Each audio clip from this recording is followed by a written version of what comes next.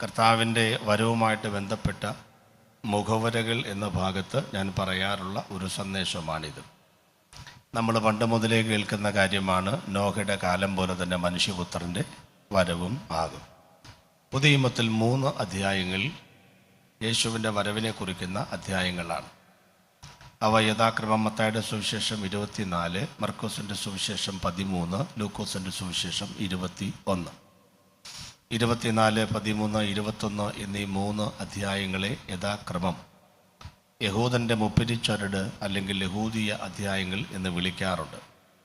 ഈ അധ്യായങ്ങളിലും പഴയ പുതിയ നിയമത്തിൻ്റെ നിരവധി പേജുകളിൽ ചിതറി വിതറി കിടക്കുന്ന 150-ലേറെ ലക്ഷണങ്ങളിൽ സഭയുമായിട്ടും ലോകവുമായിട്ടും ബന്ധപ്പെട്ട് കിടക്കുന്ന ഒരു ലക്ഷണം, ആ 150 ലക്ഷണവും ഞാൻ എൻ്റെ പുസ്തകത്തിൽ എഴുതിയിട്ടുണ്ട്.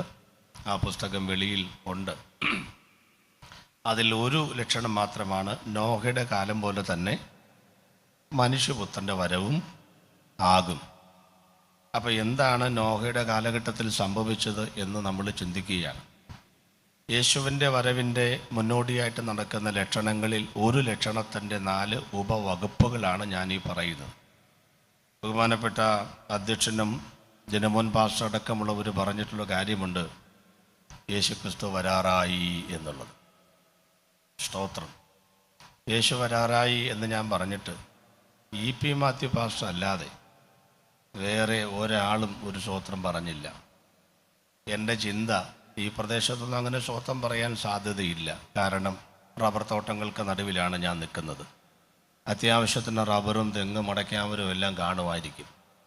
പിന്നെ ഒന്നും പച്ച പിടിക്കാത്ത കാലത്ത് നിന്ന പിള്ളേരെല്ലാം വിദേശത്ത് പോയി മാസം തോറും 1-2 ലക്ഷം രൂപയൊക്കെ വരാൻ തുടങ്ങിയ ഒരു കാലമായതുകൊണ്ട് ഒരു നിലയിലും അല്ലാത്തവർ 2 നില വീടൊക്കെ പണിത് ഒരുമാതിരി ഒരു മാരുതിക്കകത്തൊക്കെ ജീവിച്ചവർ ഫോർച്യൂണറൊക്കെ ബുക്ക് ചെയ്ത് വളരെ ആശയോടെ ഇങ്ങനെ വിദേശത്തേക്കൊക്കെ പറക്കാമെന്ന് ചിന്തിച്ചിരിക്കുമ്പോഴാണ് പാസ്റ്റർ ചങ്കി കുത്തുന്ന വർത്തമാനം പറയുന്നത്, യേശുക്രിസ്തു വരാൻ പോവുകയാണെന്ന്. എല്ലാ കാലത്തും ഒരു ശേഷിപ്പുണ്ടാകുമെന്ന വിശ്വാസത്തോടെ ഇതിനകത്തും അതിനുവേണ്ടി കാത്തിരിക്കുന്ന ആരെങ്കിലുമൊക്കെ ഉണ്ടാകുമെന്ന വിശ്വാസത്തോടെ ഞാൻ ഈ വിഷയത്തിലേക്ക് കടക്കുകയാണ്. നോഹയുടെ കാലഘട്ടത്തിൽ എന്താ സംഭവിച്ചത് എന്ന് ചോദിച്ചാൽ 4 കാര്യങ്ങളാണ് സംഭവിച്ചത്. അവിടെ തന്നെ 2 കാര്യങ്ങൾ അക്ഷരീകമായി രേഖപ്പെടുത്തിയിട്ടുണ്ട്. 2 കാര്യങ്ങൾ ആശയപരമായിട്ട് നമ്മൾ അവതരിപ്പിക്കുകയാണ്. എന്താ 2 കാര്യങ്ങൾ രേഖപ്പെടുത്തിയിരിക്കുന്നത്? 1, തിന്നും കുടിച്ചും പോരുന്ന ഒരു കാലമായിരുന്നു. 2-മത്തേത് അതീവ ഗൗരവത്തോടെ ചർച്ച ചെയ്യപ്പെടേണ്ട ഒന്നാണ്, ഇഷ്ടമുള്ളവരെ വിവാഹം കഴിച്ച ഒരു കാലമായിരുന്നു. ഈ 2 ചിന്തകൾ അവിടെ എഴുതിയിട്ടുണ്ട്. 2 ചിന്തകൾ നമ്മൾ ആശയപരമായിട്ടെടുക്കുകയാണ്. 3-മത്തെ ചിന്ത എന്ന് പറയുന്നത്, നോഹ ദീർഘമായി പ്രസംഗിച്ചിട്ട് ആ പ്രസംഗം ആളുകൾ കേട്ടതല്ലാതെ ഒരാൾ പോലും അത് അംഗീകരിക്കുകയോ അതനുസരിച്ച് വിശ്വസിക്കുകയോ പെട്ടകത്തിൽ കയറുകയോ ചെയ്തില്ല. അതാണ് സുവിശേഷ പ്രസംഗം ശ്രദ്ധിക്കാത്ത ഒരു തലമുറ. അതാണ് 3-മത്തെ ചിന്ത. 4-മത്തേത് വളരെ ആവേശം പകർന്ന ചിന്തയാണ്. ആര് ശ്രദ്ധിച്ചാലും ശ്രദ്ധിച്ചില്ലെങ്കിലും നോഹ പ്രസംഗിച്ചത് സംഭവിച്ചു, പെട്ടകം അരരാത്തിൻ്റെ മുകളിലെത്തി. ഈ 4 കാര്യങ്ങൾ ഒന്നുകൂടെ പറയുന്നു. 1, നോഹയുടെ കാലഘട്ടത്തിൻ്റെ 4 സവിശേഷതകളിൽ 1, തിന്നും കുടിച്ചും പോരുന്ന കാലമായിരുന്നു. 2, ഇഷ്ടമുള്ളവരെ കല്യാണം കഴിക്കുന്ന ഒരു സമയമായിരുന്നു. 3-മത്തേത് സുവിശേഷ പ്രസംഗം ആരും ശ്രദ്ധിച്ചില്ല. 4-മത്തേത് ഇതൊക്കെയാണെങ്കിലും നോഹ പ്രസംഗിച്ചത് സംഭവിച്ചു, പെട്ടകം അരരാത്തിൻ്റെ മുകളിൽ എത്തി. ഈ 4 കാര്യങ്ങൾ നമുക്കൊന്ന് ചിന്തിക്കാനായിട്ട് നമുക്ക് ക്രമമനുസരിച്ച് ഒന്ന് മുന്നോട്ട് പോകാം. 1-മത്തെ കാര്യത്തിലേക്ക് വരാം. തിന്നും കുടിച്ചും പോരുന്ന ഒരു കാലമായിരുന്നു. വേറെ വേദഭാഗത്തുള്ള ആശയങ്ങൾ കൂടി ചേർത്ത് വെക്കുമ്പോൾ ആ വാക്കുകൾക്ക് നീളം കൂടും. അതിങ്ങനെയാണ്, വിറ്റും നട്ടും തിന്നും കുടിച്ചും പോരുന്ന കാലമായിരുന്നു. അങ്ങനെയാണ്. പക്ഷെ ഇവിടെ നമ്മളത് കാണുന്നില്ല, വേറെ ഭാഗം നിന്നൊക്കെ കടമെടുത്തതാണ്. അപ്പോൾ ഈ വിറ്റും നട്ടും എന്നുള്ളത് എങ്ങനെയാണ് ആ പദാവലി വന്നതെന്ന് ഞാൻ ചിന്തിച്ചപ്പോൾ ഇരുത്തം വന്ന കാലഘട്ടത്തിൻ്റെ ഒരു പദാവലിയായിട്ടാണ് എനിക്ക് മനസ്സിലാക്കിയത്. ഇവിടെ പിന്നെ നട്ടതിന് ശേഷം വിൽക്കുക എന്നൊരു പദം കൊടുത്ത് നമ്മൾ പറയുന്നില്ല, മറിച്ച് വിറ്റും നട്ടും. അപ്പം തന്നെ കാര്യം മനസ്സിലായി, എല്ലാം കീഴ്മേലും മറിഞ്ഞിരിക്കുകയാണ്. അപ്പോൾ ഇപ്പോഴത്തെ ഒരു പ്രകൃതവും പണ്ടത്തെ പ്രകൃതം എന്താണെന്നറിയാമല്ലോ. പണ്ടൊക്കെ നടുന്നവരാണ് കൂടുതൽ, ഇല്ലേ? ഈ റബ്ബറൊക്കെ ആര് വെച്ചതാ? നമ്മുടെ കാരണന്മാർ വെച്ചത്. തെങ്ങൊക്കെ ആര് വെച്ചതാ? കാരണന്മാർ വെച്ചതാ. ഇങ്ങേയറ്റം സഭ പോലും ആരാ പണിത് ഉണ്ടാക്കിയത്? കാരണന്മാരാ. അപ്പം നടാൻ ഒരു കൂട്ടരുണ്ടായിരുന്നു. ഇന്നത്തെ ആളുകൾക്ക് നടാനൊന്നും വലിയ താല്പര്യമില്ല. പിന്നെന്തോ താല്പര്യം? വിൽക്കാനാണ് താല്പര്യം. അങ്ങനെ അവർ ആകുമ്പോൾ അവർക്ക് വലിയ ബുദ്ധിമുട്ടൊന്നും അതിനകത്ത് വരത്തില്ലല്ലോ. ഞാൻ സാധാരണഗതിയിൽ പറയാറുണ്ട്, ഈ 3-4 ഏക്കറൊക്കെ ഉള്ള ആളുകൾ അവരിങ്ങനെ ഒന്നും ആർക്കും കൊടുക്കാതെ, ഏക്കറൊക്കെ ഉണ്ട് പക്ഷേ കയ്യിൽ കാശൊന്നുമില്ല, അങ്ങനെ അതിൻ്റെയൊക്കെ പുറകെ നടക്കുകയാണ്. അപ്പം ഞാൻ ചോദിക്കാറുണ്ട്, എന്തിനാണ് ഇതിന് മാത്രം കെട്ടിപ്പിടിച്ചുകൊണ്ടിരിക്കുന്നതെന്ന് ചോദിക്കാറുണ്ട്. ഞാൻ പല സ്ഥലത്തും ചെല്ലുമ്പോൾ ആളുകൾ ചോദിക്കും, നമ്മൾ ഈ സ്കൂളിലൊക്കെ പഠിക്കുമ്പോഴേ കെ മാത്യു പാസ്റ്റർ ഇവാഞ്ചലിസത്തിൻ്റെ ക്ലാസ് ഞങ്ങളുടെ കോളേജിൽ കഴിഞ്ഞ വർഷം എടുത്തു, ഈ വർഷം എടുക്കുന്നുണ്ട്. സ്കൂളിൽ നമ്മൾ പഠിക്കുന്ന സമയത്ത് ഒരു പ്രതിജ്ഞ നമ്മൾ ചൊല്ലിയിട്ടുണ്ട്, നിങ്ങളൊക്കെ ചൊല്ലിയിട്ടുണ്ടാകും. ഭാരതത്തിലുള്ള എല്ലാവരും എൻ്റെ പള്ളിക്കൂടത്തിൽ പോയിട്ടില്ലേ? ഓർമ്മയില്ലേ? സഹോദരി സഹോദരന്മാരാണ്. ഞാൻ ചുമ്മാ ഒന്ന് ചോദിച്ചോട്ടെ, ഇന്ത്യയിലുള്ള എല്ലാ സ്റ്റേറ്റിലുമുള്ള സഹോദരി സഹോദരന്മാരെ ഒരിക്കലെങ്കിലും കണ്ടിട്ടുള്ളവർ ഒന്ന് കൈവക്കാമോ? ആരുമില്ല. എന്തിനാ ഇങ്ങനെ ജീവിക്കുന്ന വെച്ചാൽ എന്തിനാ ഇങ്ങനെ ജീവിക്കുന്നത്? ചെറുപ്പത്തിലേ എടുത്തൊരു പ്രതിജ്ഞയാണ്, ഭാരതത്തിലുള്ള എല്ലാവരും എൻ്റെ സഹോദരി സഹോദരന്മാരാണ്. സ്വന്തം കൂടപ്പുറപ്പുകളെ അവർ രക്ഷിക്കപ്പെട്ടാലും ഇല്ലെങ്കിലും ഒരു പ്രാവശ്യമില്ലെന്നും കാണണ്ടായോ? അപ്പം നമ്മുടെ ആദ്യത്തെ ഒരു ചലഞ്ച്, ഏതായാലും ഇത്തരം പ്രായമൊക്കെ ആയി എന്നാലും പറയുകയാണ്, മരിക്കുന്നതിന് മുൻപ് ഈ ജനിച്ച രാജ്യത്തിലുള്ള എല്ലാ സംസ്ഥാനത്തും കേന്ദ്രഭരണ പ്രദേശങ്ങളിൽ ഒന്ന് പോയി യേശുവിൻ്റെ സാക്ഷിയായിട്ട് മാറുക. അവിടെയുള്ള യേശുവിനെ ഒന്ന് പ്രസംഗിക്കുക. സാക്ഷ്യം പറഞ്ഞാൽ മതി, പോയാൽ മതി. അതെങ്കിലും ഇപ്പം നിങ്ങൾ പറയാതിരിക്കുക ഭാഷ, ഇനി അതിനൊന്നും സമയമില്ല. ആയ കാലത്ത് എന്തോ ചെയ്തെന്നായി ചോദിക്കുന്നത്. ആയ കാലത്ത് എന്തോ ചെയ്തു? ഞാൻ ഈ സത്യം മനസ്സിലാക്കിയപ്പം വളരെ വർഷങ്ങൾക്ക് മുമ്പ്, എൻ്റെ കയ്യിൽ അങ്ങനെ പൈസയൊന്നുമില്ല, ഞാൻ എൻ്റെ ഭാര്യയോട് പറഞ്ഞിടി, നമുക്ക് മരിക്കുന്നതിന് മുൻപ് 2-3 കാര്യങ്ങൾ ചെയ്തു വെക്കണം. ഒന്ന്, ഈ യേശു ഇത്രയും നല്ലവനാണ് എന്ന് പറയുകയും ആ നല്ല ദൈവത്തെ ഞാൻ ജനിച്ച രാജ്യത്ത് പോലും ഒന്ന് പറയാതിരിക്കുകയും ചെയ്യുന്നത് എത്ര മോശമാണ്. അതുകൊണ്ട് പൈസ ഉണ്ടാക്കിക്കോ, പോകാം എന്ന് പറഞ്ഞു. കഴിഞ്ഞ വർഷം ഞങ്ങൾ പോയത്, ഏറ്റവും ഒടുവിൽ പോയത് കേന്ദ്രഭരണ പ്രദേശമായ ഡാമൻ, ഡിയു തുടങ്ങിയ പ്രദേശങ്ങളാണ്. അങ്ങനെ കഴിഞ്ഞ ഒരു 10-18 വർഷം കൊണ്ട് ഞങ്ങൾ ഇന്ത്യയിലുള്ള എല്ലാ സ്റ്റേറ്റിലും ഞാനും എൻ്റെ ഭാര്യയും കൂടെ പോയി. ഞങ്ങളുടെ പിള്ളേരും ചില സ്ഥലത്ത് പോയിട്ടുണ്ട്. എല്ലാ സ്ഥലത്തും ഞങ്ങൾ യേശുവിനെ പ്രസംഗിച്ചു. ഇനി ഞങ്ങൾ പോകാനുള്ളത് ലക്ഷദ്വീപ് മാത്രമാണ്. കർത്താവ് സഹായിച്ചാൽ ഈ ഒക്ടോബറിൽ ലക്ഷദ്വീപിന് പോകും. അങ്ങനെ ഞങ്ങളുടെ ഛത്തീസ്ഗഡ് യാത്രയിൽ പരിചയപ്പെട്ട ഒരു കർത്തൃദാസനാണ് ഷിജി തോമസ് പാസ്റ്റർ. അവിടെയാണ് ഞങ്ങൾ താമസിച്ചതും ഞങ്ങൾ ആഹാരം കഴിച്ചതും. അന്ന് മുതൽ ഒരു സ്നേഹബന്ധത്തിലേക്ക് ഞങ്ങൾ വന്നു. തന്നെയുമല്ല, അഗപ്പെ ഗോസ്ബൽ മിഷൻ്റെ ഈ വർഷത്തെ വിദ്യാർത്ഥികളായിട്ട് അവർ 2 പേരും ജോയിൻ ചെയ്യുകയും ചെയ്തു. ശാരീരികമായിട്ട് കുറച്ച് പ്രയാസമുള്ളതുകൊണ്ട് അടുത്ത മാസം മുതലേ വരാനൊക്കത്തുള്ളൂ എന്ന് പറഞ്ഞിരുന്നു. നിങ്ങളുടെ വരവിനായിട്ട് ഞങ്ങൾ കാത്തിരിക്കുകയാണ്. അപ്പം ഞാൻ ഈ ആളുകളോട് പറയുന്നത്, നമ്മൾ ഇതെല്ലാം കൂട്ടിവെച്ചത് ആർക്കാണെന്ന് നിങ്ങൾക്കറിയാമല്ലോ അല്ലേ? ആർക്കാണ്? എൻ്റെ അപ്പൻ്റെ അപ്പൻ ഭയങ്കര പിശുക്കനായിരുന്നു. ആർക്കും 10 പൈസ കൊടുക്കുകയില്ല. ഈ പിശുക്കൻ്റെ മക്കൾ ആരായി തീരുമെന്നറിയാമോ? ധാരാളിയാകും. പിശുക്കൻ്റെ മക്കൾ ആരാകും? ധാരാളിയാകും. നമ്മൾ നല്ല ഭക്ഷണം കഴിക്കുകയില്ല. ഇതുവരെ ചിക്കൻ പൊട്ടിത്തെറിച്ചത് കഴിക്കാത്തവരുണ്ട്, അൽഫാമും കുഴിമന്തിയൊക്കെ കഴിക്കാത്തവരുണ്ട്, ഉണ്ടംപൊരി നാരങ്ങയുള്ള മാത്രം കൂടി ജീവിക്കുന്നവരുണ്ട്. അപ്പം നിങ്ങൾ ഓർക്കുക, നിങ്ങളുടെ പിള്ളേർക്ക് ഈ ഉണ്ടംപൊരിയൊന്നും വേണ്ട. വേണോ? എനിക്ക് ഇഷ്ടപ്പെട്ട സാധനമാണ് ഈ ബോണ്ട. എൻ്റെ വീട്ടിലോട്ട് വരുന്നവരെല്ലാം ബോണ്ട മേടിച്ചുകൊണ്ടാണ് വരുന്നത്. അപ്പം എൻ്റെ പിള്ളേർ പറയും, ഈ പാപ്പയ്ക്ക് പപ്സെങ്കിലും ഒന്ന് പറഞ്ഞുകൊണ്ടായിരുന്നു ചുരുങ്ങിയ പക്ഷം എന്നവർ പറയാറുണ്ട്. അപ്പോൾ അവർക്കിതൊന്നും വേണ്ട. അവർ 80 രൂപയ്ക്ക് 150 രൂപയ്ക്ക് 200 രൂപയ്ക്കൊക്കെ 250 രൂപയ്ക്കൊക്കെ ഉള്ള സംഭവമാണ് അവർ കഴിക്കുന്നത്. നിങ്ങൾ ശ്രദ്ധിച്ചിട്ടുണ്ടോ? നമ്മൾ ഇതുവരെ ഒരു 250 രൂപയുടെ ഒരു ബ്രേക്ക്ഫാസ്റ്റ് നമ്മൾ ഹോട്ടലിൽ നിന്ന് കഴിച്ചിട്ടുണ്ടാവില്ല. നമ്മുടെ പിള്ളേരൊക്കെ 2000-ന് മീതെ 1000-ന് മീതെ ഒരുമിച്ചിരുന്ന് കൂട്ടുകാരോടൊപ്പം ഇരുന്ന് ഭക്ഷണം കഴിക്കുന്നത് നിങ്ങൾ ശ്രദ്ധിച്ചിട്ടുണ്ടോ എന്ന് എനിക്കറിയില്ല. ഞാൻ ഒരുപാട് ശ്രദ്ധിക്കാറുണ്ട്. നമ്മൾ ടിപ്പ് പോലും കൊടുക്കുന്നത് ചിലപ്പോൾ 5 രൂപയും 10 രൂപയായിരിക്കും. പിള്ളേർ 100 രൂപ കുറഞ്ഞ ടിപ്പ് കൊടുക്കാറില്ല.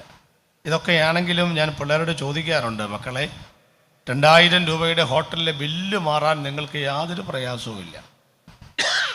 ടിപ്പ് കൊടുക്കാനായിട്ട് 100 രൂപ കുറവായി പോയി എന്നും പറഞ്ഞ് 150 രൂപ ടിപ്പ് കൊടുക്കാൻ നിങ്ങൾക്കൊരു പ്രയാസവുമില്ല.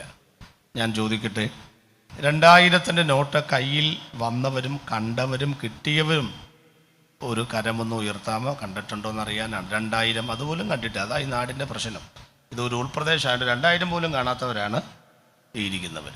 ഒന്നുകൂടെ ചോദിക്കുക, ചോദ്യം അറിഞ്ഞോന്നറിയില്ല. 2000 കയ്യിൽ കിട്ടിയവരും കൈകാര്യം ചെയ്തവരും ഒന്ന് കൈവക്കിക്ക്. ഇപ്പോഴാണ് കേട്ടത്. അടുത്ത് നോക്കിക്കൊള്ളാം, കേക്ക് മാത്തിപ്പാൽസ് നോക്കിക്കൊള്ളട്ടോ. ഈ 2000 ഒരു പ്രാവശ്യമില്ല സ്വോത്രക്കാഴ്ച പാത്രത്തിൽ ഇട്ടവർ കൈവക്കിക്ക്. കണ്ടോ? ഒരെണ്ണമില്ല. ചുമ്മാതാണോ ആ കാശ് പിൻവലിച്ചത്? ദൈവം തമ്പുരാനോട് നമ്മൾ പറഞ്ഞു, കർത്താവേ ഞാൻ നിനക്ക് വേണ്ടി വലിയ കാര്യങ്ങളൊക്കെ ചെയ്യുമെന്ന്. അങ്ങനെ ഇതുവരെ കണ്ടതിൽ വെച്ച് 2000 നോട്ട് ദൈവം തന്നു.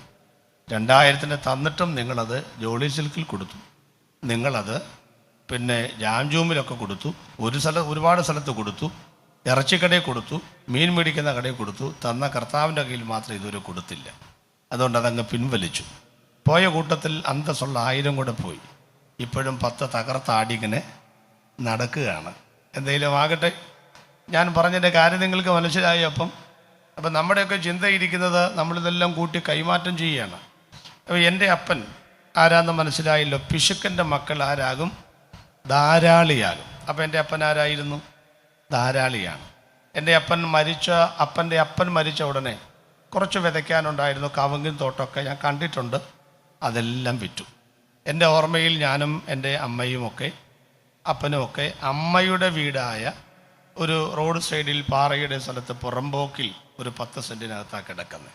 അപ്പോൾ ആ ഫിലോസഫിക്കൽ വേർഡാണെന്ന് പറയാൻ പറ്റില്ല. ആ ഒരു നിർവചനം ശരിയായി. അതായത് പിശുക്കൻ്റെ മക്കൾ ആരാവും? ധാരാളിയാകും. അപ്പോൾ ധാരാളിയുടെ മക്കൾ ആരാവും? എന്നാലും നിങ്ങൾ എൻ്റെ മുഖത്ത് നോക്കി. അതെങ്ങനെ പറയുമെന്ന് ഞാൻ വിചാരിച്ചില്ല. കാരണം എൻ്റെ അപ്പൻ ധാരാളിയാന്ന് ഞാൻ പറഞ്ഞായിരുന്നല്ലോ. അപ്പോൾ പിന്നെ ഞാൻ ആരാകും നിങ്ങൾ പറഞ്ഞത്? പിശുക്കനാകും എന്നാണ് പറയേണ്ടത്. അതൊന്നുമല്ല, അതിനേക്കാൾ അപ്പുറത്ത് പലതുമാകും. ഞാൻ ഉദ്ദേശിക്കുന്ന കാര്യം, നമ്മൾ ഈ കൂട്ടിപ്പിടിച്ചതൊന്നും കാണത്തില്ല കേട്ടോ. നമ്മൾ മരിച്ച് നമ്മുടെ തലമുറകൾക്ക് 3-4 ഏക്കർ കൈമാറി. അബ്രഹാമിൻ്റെ മടിയിൽ ഒരുപാട് കാലം ഇരിക്കുമ്പോൾ നമ്മൾ ചോദിച്ചു, ഞാൻ ചുമ്മാ ഒന്ന് പാലാങ്കര പോയിട്ട് വരാം, നാടും നഗരമൊക്കെ എങ്ങനെ ഇരിക്കുമെന്ന് അറിയാമല്ലോ. അബ്രഹാം പിതാവ് പറഞ്ഞു, വൈകുന്നേരം ആകുമ്പോഴേക്കും തിരിച്ചു വരണം. അങ്ങനെ നമ്മൾ പതുക്കെ പാലാങ്കര വന്ന് ഒറ്റപ്പാടത്തൊക്കെ വന്നു കഴിഞ്ഞപ്പോൾ സ്ഥലം മാറിപ്പോയി. സ്ഥലം കാണാനില്ല, വീടും കാണാനില്ല, റബ്ബർ തോട്ടവും കാണാനില്ല. പകരം കുറച്ച് ഫ്ലാറ്റുകൾ അവിടെ കാണാനുണ്ട്. ഇത് എൻ്റെ വീട് ഏതാണെന്ന് അന്വേഷിച്ച് നമ്മളവിടെ ചെല്ലുമ്പം ഒരു വീട് കണ്ടുപിടിച്ചു. ഒരു പക്ഷേ പാറയ്ക്കൽ കുടുംബം അല്ലെങ്കിൽ വീട് കണ്ടുപിടിച്ചു. കോളിംഗ് ബില്ലിൽ വിരലമർത്തി. ഒരു കൊച്ചു മുന്നോട്ട് വന്നു. അവൻ ചോദിച്ചു, ആരാ? അവൻ്റെ മുഖം കണ്ടപ്പോഴേ മനസ്സിലായി DNA-യുമായിട്ട് ബന്ധമുണ്ട്. നമ്മൾ ചോദിച്ചു, നീ ആരാ? കാരണം മോൻ്റെ മോനാന്ന് മനസ്സിലായി. അവൻ ഉറക്കെ ചോദിച്ചു, നിങ്ങളാരാ? അപ്പം നമ്മൾ ചോദിച്ചു, നീ ആരാ? ആ കുസൃതി ഒന്ന് കാണാൻ വേണ്ടി ചോദിച്ചതാ. അവൻ നേരെ അകത്തി വന്നിട്ട് അമ്മയോട് പറയും, തൻ്റെ ഒരു വട്ടം വന്നിട്ടുണ്ട്, എന്താണെന്ന് വെച്ചാൽ കൈകാര്യം ചെയ്തോളാൻ പറയും. ഇത്രയേ ഉള്ളൂ പ്രിയപ്പെട്ടവരെ, നമ്മൾ ഈ കൂട്ടിവെച്ച സാധനമൊക്കെ. ഇതൊക്കെ എവിടെയാണ്, ആർക്കാണ് പ്രയോജനപ്പെടുക നമ്മൾ വ്യക്തമായിട്ട് മനസ്സിലാക്കേണ്ടതാണ്. നമ്മുടെ ആവശ്യങ്ങൾ കഴിഞ്ഞിട്ടുള്ളതൊക്കെ ദൈവത്തിന് വേണ്ടി കൊടുക്കേണ്ടതാണ് എന്നുള്ളതൊക്കെ നമുക്കറിയാം. അതുകൊണ്ട് ഞാൻ പറയുന്നത്, ഒരുപാട് ഏക്കറൊക്കെ ഉള്ളവർ ഇതുവരെ ഇന്ത്യ മഹാരാജ്യം കണ്ടിട്ടില്ലെങ്കിൽ ഒരു 10 സെൻറ്റ് വിക്ക്. എന്നിട്ട് നിങ്ങളൊന്ന് കറങ്ങി നടക്ക്. പോകാൻ നേരത്തെ എന്നോടും പറ, എന്നെ ഇങ്ങോട്ട് കൊണ്ടുപോകും. അപ്പം നമുക്ക് ഒരുമിച്ചൊന്ന് കറങ്ങിച്ച് വരാം. ഞാൻ എൻ്റെ നാട്ടിൽ ചെന്നപ്പോൾ, സുവിശേഷത്തിൽ ചെന്നപ്പോൾ എൻ്റെ കൂടെ പഠിച്ചവൻ്റെ ഭാര്യ ഓടി വന്നിട്ട് പറഞ്ഞു, പാസ്റ്റേ പ്രൈസ് ലോഡ് ചേട്ടന് വേണ്ടി പ്രത്യേകം ഒന്ന് പ്രാർത്ഥിക്കണം. ഞാനവനും ഒരു ബെഞ്ചിൽ നിന്ന് പഠിച്ചതാണ്. ഞാൻ ചോദിച്ചു, ചേട്ടൻ എന്തേ യോഗത്തിന് വരുമോ? ഇല്ല, ദുബായ് ഫെസ്റ്റിവൽ കാണാൻ പോയേക്കുക. ഞാൻ പറഞ്ഞു, മിടുക്കനായില്ലോ. ഞാൻ വരെ ഇതുവരെ ദുബായ് ഫെസ്റ്റിവൽ കണ്ടിട്ടില്ല. രാജ്യത്ത് പോയിട്ടുണ്ടെങ്കിൽ ഫെസ്റ്റിവൽ കണ്ടിട്ടില്ല. അപ്പോൾ ആൾ രക്ഷപ്പെട്ടോ? എന്നോട് ചോദിച്ചു, എന്ത് രക്ഷപ്പെടാൻ പാസ്റ്റേ? ആ 10 സെൻറ്റ് 2 നില വീടും കണ്ടു. നിങ്ങളുടെയാണോ? അല്ല, ഞങ്ങളതിനപ്പുറത്ത് ഓടിട്ട വീടാണ്, പഴയ വീടാണ്, 5-6 ഏക്കറുണ്ട്. ആ 10 സെൻറ്റ് വിറ്റിട്ടാണ് ചേട്ടൻ ദുബായ് ഫെസ്റ്റിവൽ കാണാൻ പോയിരിക്കുന്നത്. ഇതൊക്കെ നമ്മുടെ തലമുറകൾക്ക് സംഭവിക്കുന്ന കാര്യങ്ങളാണ്. നമ്മളിങ്ങനെ ഇതുവരെ ദൂരത്തേക്കൊന്നും പോകാതിരിക്കും. പക്ഷേ ഇവരിതെല്ലാം വിറ്റ് നശിപ്പിക്കുന്ന ഈ പറഞ്ഞതിൻ്റെ അർത്ഥം. അപ്പം നമുക്കിപ്പോൾ ഇവിടെ അങ്ങനെ ഒരുപാട് നമ്മുടെ പിള്ളേർക്കൊന്നും ഞാനിന്ന് പകൽ പറഞ്ഞ പോലെ ഈ ഇരിക്കുന്ന പിള്ളേരൊന്നും ഇനി ഇവിടെയെങ്കിലും പഠിക്കാനുള്ളവരൊന്നും ഒരു 10ാം ക്ലാസ് കഴിയാൻ വേണ്ടി നോക്കിയിരിക്കുക. എവിടെ അവർക്ക് നിലമ്പൂരിൽ കോളേജ് ഉണ്ടെങ്കിലും പെരിന്തൽമണ്ണ ഉണ്ടെങ്കിലും അവർക്ക് ഇവിടെ ഒന്നും പഠിക്കേണ്ട ആവശ്യമില്ല. അവർക്ക് ബാംഗ്ലൂർ, വിശാഖപട്ടണം എവിടെയെങ്കിലേക്ക് പോയാൽ മതി. മുടിനായി പുത്രൻ്റെ വീട്ടിൽ അപ്പൻ്റെ കൂലിക്കാർ ആഹാരം കഴിച്ച് ശേഷിപ്പിക്കുന്നുണ്ട്. അവിടെ കുറവൊന്നും ഉണ്ടായിട്ടൊന്നുമല്ല. പക്ഷേ ഈ വിൽക്കാനും തിന്നാനും കുടിക്കാനും ഇഷ്ടം പോലെ ജീവിക്കാനും ഒക്കെ ഉള്ള താല്പര്യം ഉള്ളിൽ കിടക്കുന്നതുകൊണ്ടാണ് ഈ പിള്ളേരെല്ലാം ദൂരത്തേക്ക് പോകാൻ അന്ന് കാണിച്ചിട്ട് ഒരാഗ്രഹം എന്ന് പറയുന്നു. ഇനി കാലങ്ങൾ കഴിയുമ്പം നമ്മുടെ പിള്ളേരെല്ലാം വിദേശത്ത് പോകും. ഞങ്ങളൊക്കെ വിദേശത്ത് ചെല്ലുമ്പം കാണുന്നതാണ് ഇവിടെ ഇരിക്കുന്ന പിള്ളേരുടെ 10 ഇരട്ടി പിള്ളേർ എവിടെയുണ്ട്? വിദേശ രാജ്യങ്ങളിലുണ്ട്. അപ്പോൾ നമ്മുടെ പിള്ളേരെല്ലാം അങ്ങോട്ട് പോകാനായിട്ട് തുടങ്ങുകയാണ്. നമ്മളും കുറച്ച് കഴിയുമ്പോൾ പോകും കേട്ടോ. നമ്മുടെ ഇരിപ്പം കണ്ടാൽ പോകുമെന്ന് പറഞ്ഞാൽ നമ്മളും കുറച്ച് കഴിയുമ്പോൾ പോകും. ആദ്യം തന്നെ നമ്മുടെ പിള്ളേരാണ് പോണത്. പ്രത്യേകിച്ച് ഈ BSc നേഴ്സിംഗ് ഒക്കെ ആണെങ്കിൽ പറയാൻ വേണ്ട. 3ാമത്തെ വർഷമാകുമ്പോഴേക്കും കല്യാണാലോചന വരും. നമ്മൾ കഷ്ടപ്പെട്ടാണ് പഠിപ്പിച്ചതെന്ന് മനസ്സിലാക്കുമ്പം ചെക്കൻ്റെ വീട്ടുകാർ പറയുന്ന ഒരു ഓഫറുണ്ട്. നിങ്ങൾ കഷ്ടപ്പെട്ടല്ലേ പഠിപ്പിച്ചത്, അടുത്ത വർഷം ഞങ്ങൾ പഠിപ്പിച്ചോളാം. കണ്ണാടൻ്റെ കണ്ണ എന്താണെന്ന് വെച്ചാൽ 4ാം വർഷം പഠിപ്പിച്ചാൽ 5ാം വർഷം മുതൽ ശമ്പളം ആർക്കെടുക്കാം? അവർക്കെടുക്കാം. ഈ കൊച്ചു കുവൈറ്റിൽ പോകും, 2 ലക്ഷം രൂപ കിട്ടും, പപ്പയ്ക്കും മമ്മിക്കും കൊടുത്തോട്ടെ എന്ന് ചോദിക്കേണ്ടി വരും. ഭയങ്കര കാഴ്ചപ്പാടാണ് അവർക്ക്. അത് കഴിഞ്ഞത് ഞാനതിന് പറയുന്നത്, നമ്മൾ ഈ വാഴക്കണ്ണ് വെച്ചു വളമൊക്കെ ഇട്ടു 10 മാസം വളമിട്ടു, കൊല ആമ്പിള്ളേർ വെട്ടിക്കൊണ്ടുപോയി. അതുപോലത്തെ ഒരു സ്ഥിതിയാണ് ഇപ്പോൾ ഈ നേഴ്സിംഗ് പഠിച്ച. നേഴ്സിംഗ് കൃഷിയാണ് ഇപ്പോൾ ആകെ വിജയിക്കുന്നുള്ളൂ. അതിനെ തെറ്റൊന്നും പറയാനൊക്കുകയില്ല.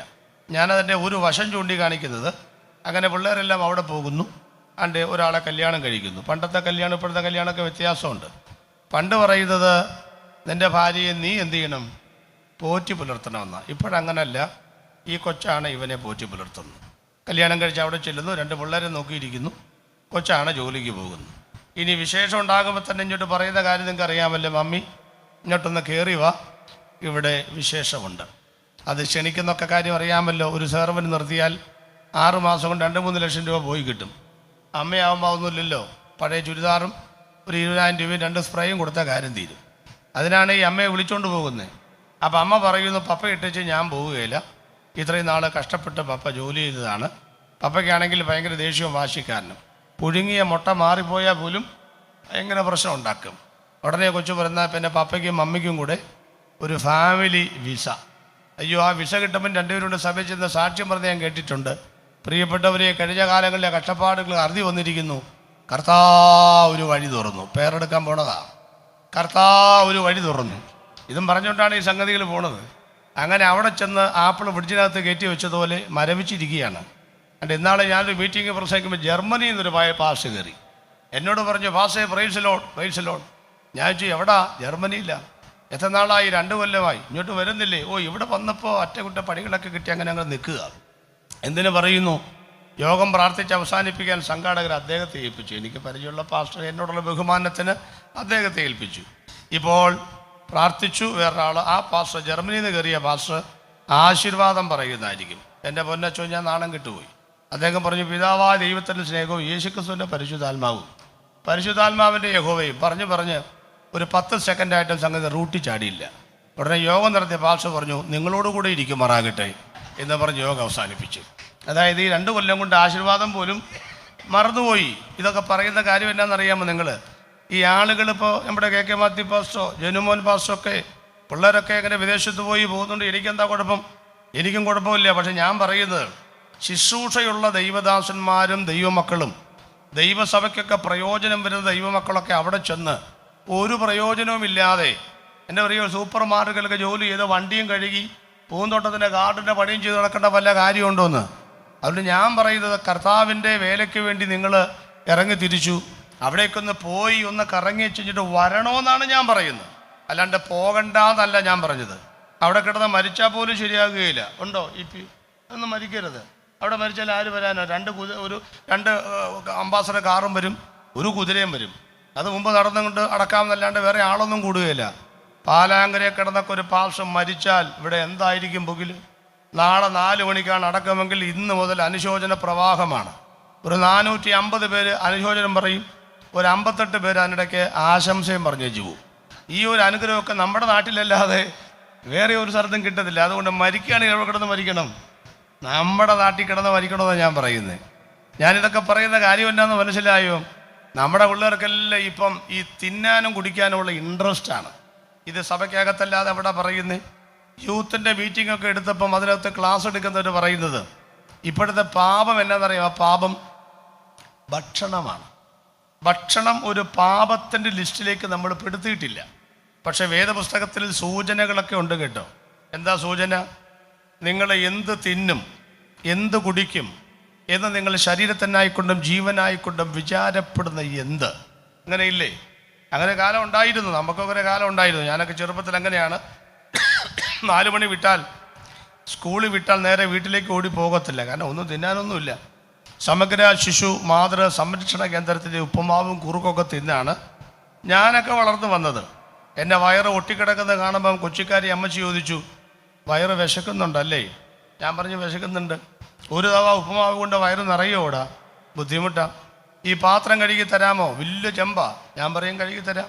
അങ്ങനെ ആ പാത്രം ഞാൻ കൊണ്ടുപോയി പാറക്കുഴിയിൽ കഴുകി കൊടുക്കുന്നത് കൊണ്ട് ഒരു തവ ഉപ്പുമാവും കൂടെ മാറ്റി വെച്ച് എനിക്ക് തന്നൊക്കെ വയറ് നിറച്ച എൻ്റെ ബാല്യകാലം ഞാൻ വാസ്തവത്തിൽ ഓർക്കുന്നുണ്ട്. അപ്പോൾ ഒരു കാലത്ത് നമ്മൾ ചിന്തിച്ച ചിന്തയാണ് എന്ത് തിന്നും. അങ്ങനെ ചിന്തിച്ചിട്ടില്ലേ നമ്മൾ?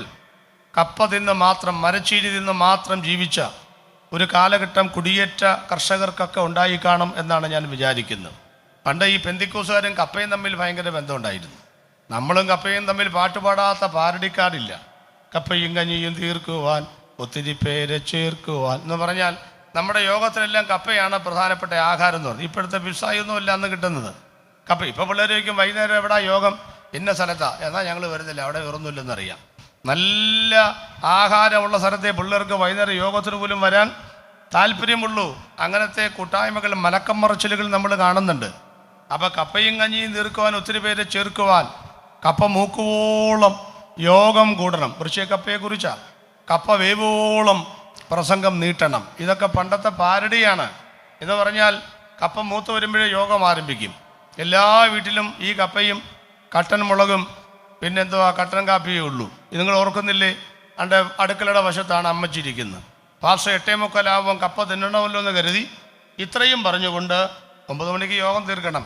ഇത്രയും പറഞ്ഞുകൊണ്ട് ഞാൻ എൻ്റെ പ്രസംഗം, അപ്പം അമ്മച്ചി അവിടെ നിന്ന് നോക്കും, കപ്പ വെന്തിട്ടില്ല. അപ്പം അമ്മച്ചി പറയും സ്വത്രം എന്ന് പറഞ്ഞാൽ പാസ് പറയും പ്രസംഗം നിർത്തണമെന്നാണ് വിചാരിച്ചതെങ്കിലും ദൈവാത്മാവിനെ മറ്റൊരു ഭാഗത്തേക്ക് നടത്തുന്നു. കാരണം കപ്പ വെന്തിട്ടില്ല, അതാ കാര്യം.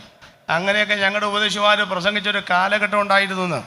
എൻ്റെ അപ്പൻ്റെ പെങ്ങള് വേദവസം മാറോട് ചേർത്ത് പിടിച്ച് ഇത്ര മഹത്വമുള്ള പദവിയെ ഈ പുഴുക്കൽ കരുളാൻ പാത്രത ഏതുമില്ല, നിന്റെ കൃപ എത്ര വിചിത്രമഹോ എന്ന് പറഞ്ഞ് പാടി പോകുമ്പം എൻ്റെ അപ്പൻ പാടിയ പാരടി ഇപ്പോഴും ഓർമ്മയുണ്ട്. ഇത്ര വലിപ്പമുള്ള കപ്പയെ ഈ കലത്തിൽ പുഴുങ്ങാൻ പാത്രങ്ങൾ ഒന്നുമില്ല, ഈ കപ്പ എത്ര വലിപ്പമഹോ. കപ്പയും നമ്മൾ തമ്മിൽ ഭയങ്കര ബന്ധമുണ്ടായിരുന്നു. പക്ഷേ എനിക്ക് സന്തോഷമുള്ള കാര്യമുണ്ട്, കപ്പ ജനിച്ചത് ബ്രസീലിലാണ്. ആ സംഗതി ഇവിടെ വന്നു പാവപ്പെട്ടവൻ്റെ ആഹാരം നാൽക്കവലയിൽ ചെളിപുരണ്ട് കിടക്കുന്നത് ഇന്ന് 5 സ്റ്റാർ വരെ കയറിയിട്ടുണ്ട്. ഇന്നത് പണക്കാരൻ്റെ ആഹാരമായിട്ട് മാറിയിട്ടുണ്ട്. ഒരു ദൂത് വചനപ്രകാരമല്ലെങ്കിലും ആശയപരമായിട്ട് പറഞ്ഞോട്ടെ, കളിയാക്കിയ നാൽക്കവലയിൽ കിടന്ന ചേറുപുരണ്ട കപ്പയെ നാട്ടുകാർ കളിയാക്കിയപ്പം കപ്പയുടെ കഷ്ടകാലം മാറി അവനിപ്പം 5 സ്റ്റാർ വരെ കയറിയെങ്കിൽ അത് തിന്നപ്പോഴും കലപ്പയിൽ നിന്ന് കൈയെടുക്കാതെ ദൈവത്തെ സ്തുതിച്ചവൻ ഏത് സ്റ്റാറെ കയറുമെന്നറിയാമോ? 1000 കോടി വാനഗോളങ്ങളെ താണ്ടി പോയിടുന്ന മാർഗം ഊഹിക്കാൻ പോലും പറ്റത്തില്ലെന്നാണ് പറയുന്നത്. ഞാനധികമൊന്നും കപ്പയെക്കുറിച്ച് പറഞ്ഞ് തുടരുന്നില്ല, നിർത്തുകയാണ്. നിങ്ങളുടെ മുഖഭാവം വായിച്ചാലറിയാം. പാസ്റ്റേ പണ്ടത്തെ കഥകളൊന്നും പറയാതെ ഞങ്ങൾ വലിയ സാരിയും ഒരുവിധം തരക്കേടില്ലാത്ത സെറ്റപ്പിലൊക്കെ വന്നിരിക്കുന്നത്. അന്നേരം പാസ്റ്റർ ഇങ്ങനെ ആവശ്യമില്ലാത്ത പഴയ ദാരിദ്ര്യ കഥകളൊക്കെ പറഞ്ഞ് ഞങ്ങൾ നാണം കെടുത്താതെ എന്ന് നിങ്ങളുടെ മുഖഭാവം ഉണ്ട്. ഞാനും പറയണ്ടെന്ന് വിചാരിച്ചതാ. പക്ഷെ ചില ആളുകളുടെ മുഖം കണ്ടപ്പം സ്വന്തം പറമ്പിൽ കപ്പ ഇല്ലാത്തത് കൊണ്ട് പാതിരാത്രിക്ക് പിള്ളേർ കരഞ്ഞപ്പം അടുപ്പക്കത്തുള്ള മൂക്കാത്ത കപ്പ വേരോടെ മാന്തി പറിച്ചപ്പം അവൻ പന്നിക്കിട്ട് വെച്ച വെടി വരെ ഇവിടെ ഇരിക്കുന്നവരുണ്ടോ എന്നൊരു സംശയമുണ്ട്. അതുകൊണ്ടങ്ങ് പറഞ്ഞതേ ഉള്ളൂ. വന്ന വഴികൾ മറക്കാത്തവർക്കായിട്ട് ദൈവത്തിന് സ്തോത്രം. പ്രിയപ്പെട്ടവരെ, അതുകൊണ്ട് എന്ത് തിന്നും ഒരു കാലത്ത് ചോദിച്ചു. കൊട്ടാരക്കര കരിക്കത്ത് ചർച്ച കൂടിൻ്റെ കൺവെൻഷൻ കഴിഞ്ഞ് രാവിലെ ഞാൻ വേഷപ്പുറത്തിരിക്കുമ്പം 17 കൂട്ടം ബ്രേക്ക്ഫാസ്റ്റ്. ആൻറ്റി എന്നോട് പറഞ്ഞു എല്ലാം തിന്നേച്ചേ പോകത്തുള്ളൂ. ഞാൻ പറയുന്നത് ബ്രേക്ക്ഫാസ്റ്റ് ആണോ ബ്രേക്ക് ഡാൻസ് ആണോ? എല്ലാം കൂടെ തിന്നുണ്ടായോ? അന്നാണ് ഞാൻ രണ്ടാമത്തെ ചോദ്യം ചോദിച്ചത്. കർത്താവെ, ഒരു കാലത്ത് ചോദിച്ചു എന്ത് തിന്നും, ഇപ്പം ചോദിക്കുന്നു ഏത് തിന്നും. അങ്ങനെ ഒരു ചോദ്യമില്ലേ? ഏത് തിന്നും എന്ന് ഞാൻ പറഞ്ഞിട്ടും മുഖത്തെ മസിൽ പോലും വിടാത്തവരുണ്ട്. അവരെന്താ ചിന്തിച്ചുകൊണ്ടിരിക്കുന്നറിയാമോ? പാസ്റ്റേ, ഞങ്ങൾ ചിരിക്കാത്തതിൻ്റെ കാര്യം ചിന്തിച്ചുകൊണ്ടിരിക്കുകയാണ്. എന്ത് തിന്നും എന്നല്ല, ഏത് തിന്നും എന്നല്ല, എങ്ങനെ തിന്നും എന്നോർത്തിട്ടാണ്. അങ്ങനെ ഒരു കാര്യമുണ്ട്. പെട്ടെന്നൊരു തലകറക്കം ചെന്നപ്പം നേരെ സൈക്കിൾ പമ്പ് ചുറ്റി കാറ്റടിക്കുന്നൊരു 365. ഇല്ല, ഈ ഇടവത്തിൽ എനിക്ക് 64 ആകത്തുള്ളൂ. അല്ല, ഷുഗറും പ്രഷറൊക്കെ കയറിപ്പോയ കാര്യമാണ് ഈ പറഞ്ഞത്. മനുഷ്യൻ്റെ അസുഖത്തിൻ്റെ കാര്യമൊക്കെ അറിയാമല്ലോ. ഇതൊക്കെ വരാൻ എന്തോരം നേരം വേണോ നിങ്ങളീ പറയുന്നത്? എത്ര എന്നൊരു ചോദ്യമുണ്ട് ആളുകളോട്. 10 വയസ്സ് വരെ ചോദിക്കും വയസ്സ് എത്ര, 20 വയസ്സ് വരെ ചോദിക്കും മാർക്ക് എത്ര, 30 വയസ്സ് വരെ ചോദിക്കും ശമ്പളം എത്ര, 40 വയസ്സ് വരെ ചോദിക്കും മക്കൾ എന്നും ചോദിച്ചിട്ടില്ലേ? എത്ര, 50 എന്ത് ചോദിക്കും ഷുഗർ എത്ര, 60 എന്ത് ചോദിക്കും പ്രഷർ എത്ര, 70 എന്ത് ചോദിക്കും കൊളസ്ട്രോൾ എത്ര. കാരണം ഇത് വന്നാൽ ഒരു അമ്മ പെറ്റ മക്കളാണ് ഇത് മൂന്നും.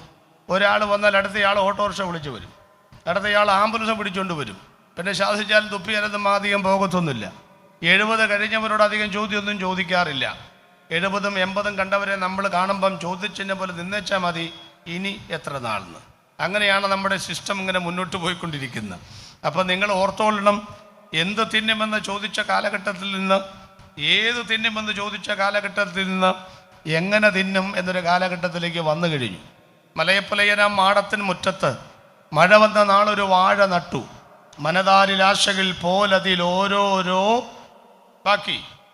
അതും ചിന്തിച്ചുകൊണ്ടിരിക്കുക.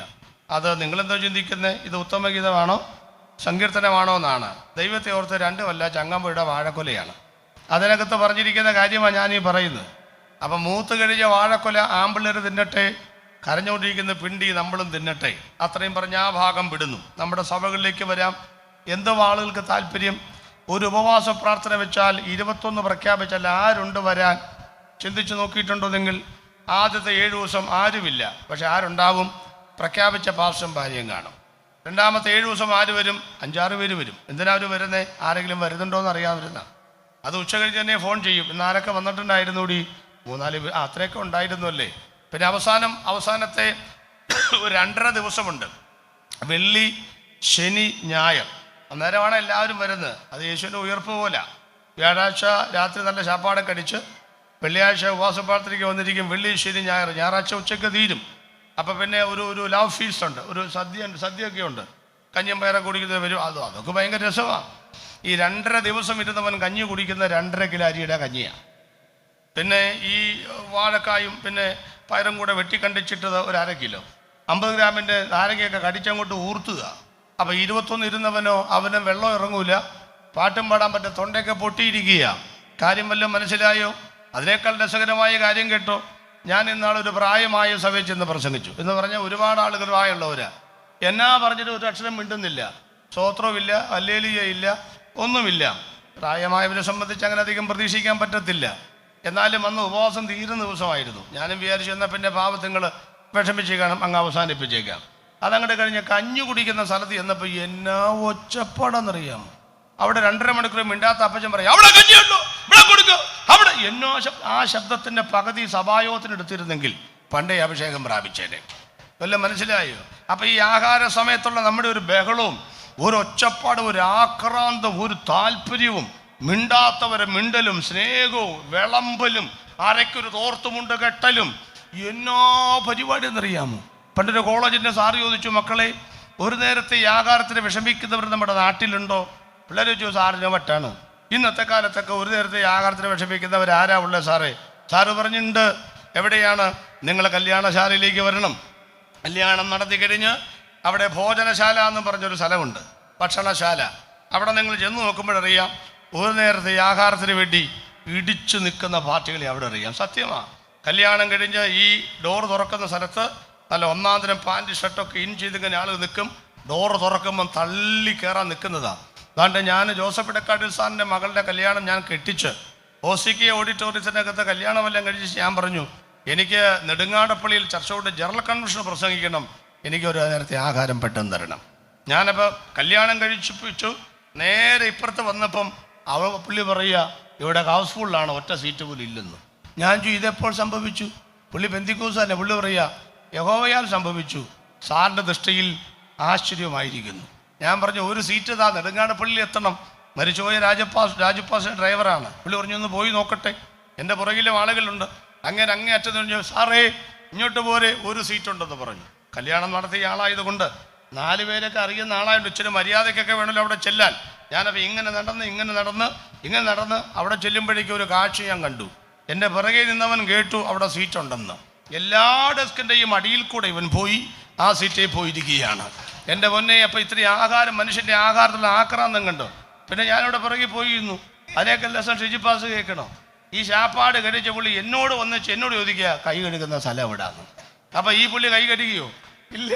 ഇനി ഞാൻ കൈ കഴുകേണ്ട കാര്യം എന്താ? സമയമുള്ളത് കൊണ്ടാ, അല്ലെങ്കിൽ ഞാനും കൈ കഴുകുകയില്ല. ഞാൻ ഇത്രയൊക്കെ പറയുമ്പോൾ ഒരു കാര്യം നിങ്ങൾ മനസ്സിലാക്കണം പ്രിയപ്പെട്ടവരെ. കൊല്ലം ഇത്ര കഴിഞ്ഞല്ലോ, നാളുകൾ ഇത്ര കഴിഞ്ഞല്ലോ.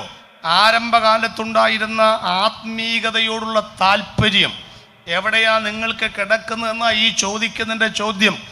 ആത്മാവിൽ ദരിദ്രരായവർ ഭാഗ്യവാന്മാർ, സ്വർഗരാജ്യം അവർക്കുള്ളത്. പാടിയിട്ടും മതിവരാത്ത, പ്രാർത്ഥിച്ചിട്ടും മതിവരാത്ത, ദൈവവചനം കേട്ടിട്ടും മതിവരാത്ത, ഞാൻ ഒരുപാട് ചിന്തിക്കുന്നൊരു കാര്യമാണ്. EPക്കൊക്കെ നന്നായിട്ടറിയാം. എനിക്ക് വയസ്സ് 60. ഈ 60 വയസ്സിലേക്ക് ഞാൻ വരുമ്പം 15ാമത്തെ വയസ്സിൽ യേശുവിനെ സ്വീകരിച്ചതാണ്. EP പറഞ്ഞോട്ടെ, ഞാൻ പറഞ്ഞതിന് വ്യത്യാസം ഉണ്ടെങ്കിൽ ഇന്ന് വരെ 45 വർഷമായി. ബാക്കി പറ. ഒറ്റ യോഗത്തിൽ നീ ബാക്കി പറയാൻ മേലെ. ഒറ്റ യോഗത്തിൽ ഞാൻ വൈകി വന്നിട്ടില്ല എന്ന് പറഞ്ഞാൽ, പ്രാർത്ഥിച്ച് യോഗം തുടങ്ങുമ്പം ഞാൻ അവിടെ ഉണ്ടാകും. എന്താ കാര്യം എന്നറിയാമോ? ഈ പാട്ടൊക്കെ ഞാനൊരു 10-20,000 പ്രാവശ്യം കേട്ടിട്ടുണ്ട്. അത് കേൾക്കുക എന്നുള്ളത് മാത്രമല്ല, സംഗീതം ആള് കൂടാനുള്ള ശുശ്രൂഷയാണെന്നുള്ള നിങ്ങളുടെ അഭിപ്രായം മാറ്റി നിർത്തണം. അത് ആള് കൂടാനുള്ള ശുശ്രൂഷ അല്ലത്. അത് കർത്താവിനെ സ്തുതിക്കുന്ന മഹത്വീകരിക്കപ്പെടുന്ന ശുശ്രൂഷയാണത്. അത് EP അല്ലേ പാടുന്നേ, ഫാമിലി ഓർക്കസ്ട്രയല്ലേ. സമയത്ത് ചെന്നാമത് ചിന്തിക്കരുത്. 2-3 പേർ എൻ്റെ നാമത്തിൽ കൂടി വരുമ്പോൾ, അപ്പം നിങ്ങളൊക്കെ വരുന്ന മുൻപേ 6 മണിക്ക് യേശു ഇവിടെ ഉണ്ടെങ്കിൽ നിങ്ങളെ നോക്കി യേശു ഇരിക്കണോ? അത് യേശുവിനെ നോക്കി നിങ്ങളിരിക്കണോ? അതുകൊണ്ട് ഈ കാലങ്ങൾക്കൊക്കെ മാറ്റം വരണം പ്രിയപ്പെട്ടവരെ. ഒരു കൃത്യത നമ്മുടെ ജീവിതത്തിലേക്ക് വരണമെന്നാണ് പറഞ്ഞത്. 70 കൊല്ലം വരെ ജീവിക്കുമ്പോൾ 90-100 ചാക്ക് അരിയുടെ ഭക്ഷണം കഴിക്കും. ആ അരിയുടെ ഭക്ഷണമൊക്കെ വയറിൽ തപ്പി നോക്കിയാൽ കിട്ടുമോ? കിട്ടത്തില്ല. അത് മറപ്പുരയിലേക്ക് പോയി. മറപ്പുരയിൽ JC കൊണ്ട് തോണ്ടിയാൽ കിട്ടുമോ? കിട്ടത്തില്ല. അത് മണ്ണിലേക്ക് ലയിച്ചു ചേർന്നു.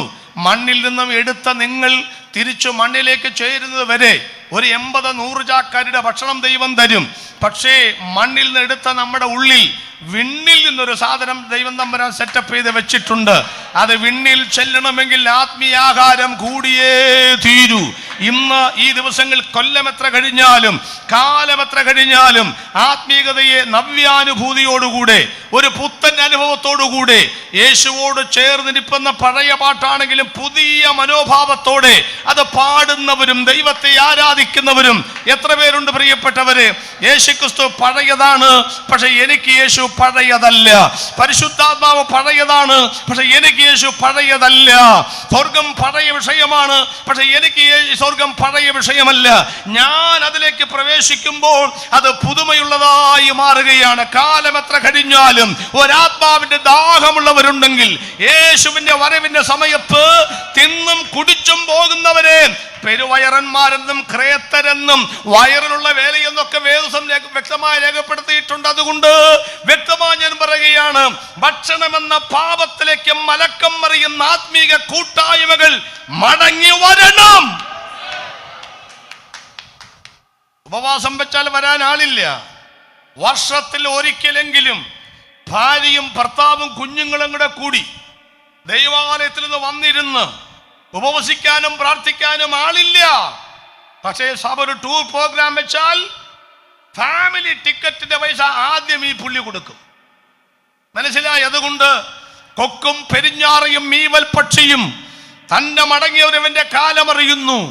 തിന്നും കുടിച്ചും ജനമെങ്ങനെ കളിച്ചും ചിരിച്ചും പോയി. പക്ഷേ ജലപ്രളയം വന്നത് അവരറിഞ്ഞില്ല എന്ന ദൈവവചനത്തിലുണ്ട്. അതുകൊണ്ട് ഇന്ന് രാത്രിയിൽ ദൈവജനം ദൈവസഭയിലേക്കും ആത്മീക അനുഭവങ്ങളിലേക്കും മടങ്ങി വരണമെന്ന് ഒരുപാട് പ്രാർത്ഥിച്ചതാണെങ്കിലും ഒരുപാട് ദൈവത്തെ സ്തുതിച്ചതാണെങ്കിലും ഇന്നും ആ ആത്മീകതയെ കൈവിടാത്തവര്, ഇന്നും സങ്കടപ്പെടാൻ ഒരു കാര്യവുമില്ലെങ്കിലും കരഞ്ഞു പ്രാർത്ഥിക്കുവാൻ കൃപ ലഭിച്ചവരുണ്ടെങ്കിൽ അവരെ ഓർത്ത് ഇന്ന് രാത്രിയിൽ ഞാൻ എന്റെ ദൈവത്തെ സ്തുതിക്കുകയാ.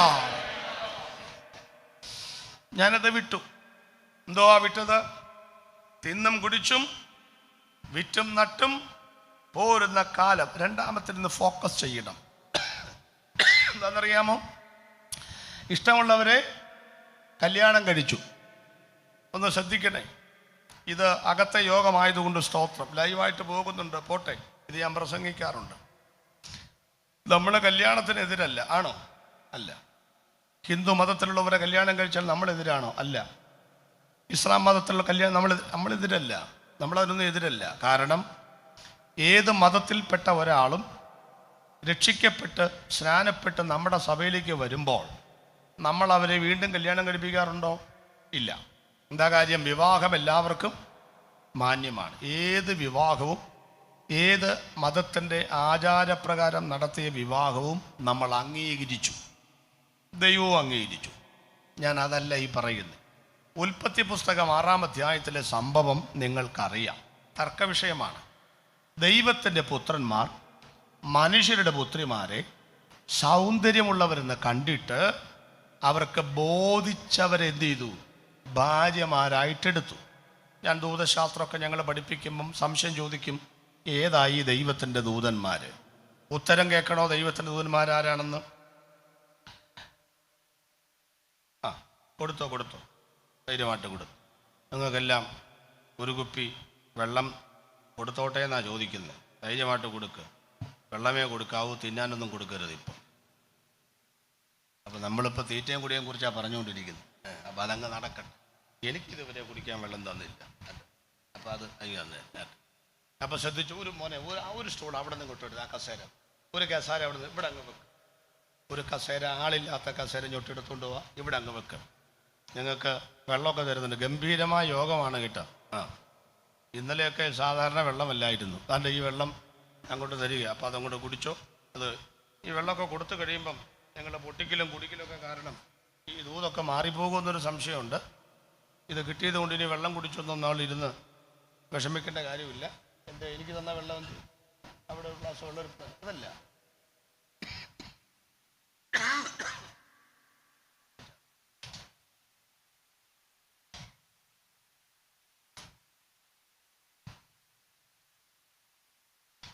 വെള്ളം കുടിക്കേണ്ട അത്ര ദാഹവും പരമശയൊന്നും ഇന്നുണ്ടെന്ന് തോന്നുന്നില്ല. ഇനി കിട്ടിയതല്ലേന്നും പറഞ്ഞ് കുടിക്കുക. എന്തായാലും ശ്രദ്ധിച്ചിരിക്കണേ. പെട്ടെന്നായിക്കോട്ടെ. അപ്പോൾ രണ്ടാമത്തെ കാര്യം ഗൗരവമുള്ള കാര്യമാണ്. അതുകൊണ്ട് ഞാൻ ഈ വെള്ളം കുടിക്കുമ്പോൾ അത് പറയത്തില്ല, മുഖവരിയിട്ട് വരികയാണ്. വെള്ളം കുടിച്ചു കഴിഞ്ഞ് പെട്ടെന്ന് നിങ്ങൾ എൻ്റെ മുഖത്തോട്ട് നോക്കിയിരിക്കണം. അപ്പം നമ്മൾ എന്തിനെതിരല്ല? കല്യാണങ്ങൾക്ക് എതിരല്ല. പക്ഷെ ഞാൻ പറയുന്ന കാര്യം നിങ്ങൾ ശ്രദ്ധിച്ചോളാം. ശ്രദ്ധിക്കാൻ തടസ്സമാകരുത്. ഞാൻ 1,00,000 വാട്ട്സിൻ്റെ സൗണ്ടിൽ കിട്ടാവുന്ന മുഴുവൻ ശബ്ദത്തിൽ പറയുന്ന കാര്യം ശ്രദ്ധിക്കുക. നമ്മൾ അവതരിപ്പിക്കുന്ന വിഷയം, അവിടെ ആളുകൾ ചോദിച്ചോ ദൈവത്തിൻ്റെ ദൂതന്മാരല്ലേ? അല്ല, ദൈവത്തിൻ്റെ ദൂതന്മാരല്ല. ദൂതശാസ്ത്രം പഠിക്കുമ്പോൾ ദൂതന്മാരുടെ 7 പ്രത്യേകതകളിൽ ഒരു പ്രത്യേകത, അവർക്ക് വംശവർദ്ധനവിന് കഴിവില്ല എന്നുള്ളതാണ്. യേശുക്രിസ്തുവാണത് പറഞ്ഞത്. അവിടെ നിങ്ങളെല്ലാവരും ദൂതന്മാരെ പോലെയാകുന്നു. അവർ വിവാഹം കഴിക്കുന്നില്ല, വിവാഹത്തിന് കൊടുക്കപ്പെടുന്നതും ഇല്ല.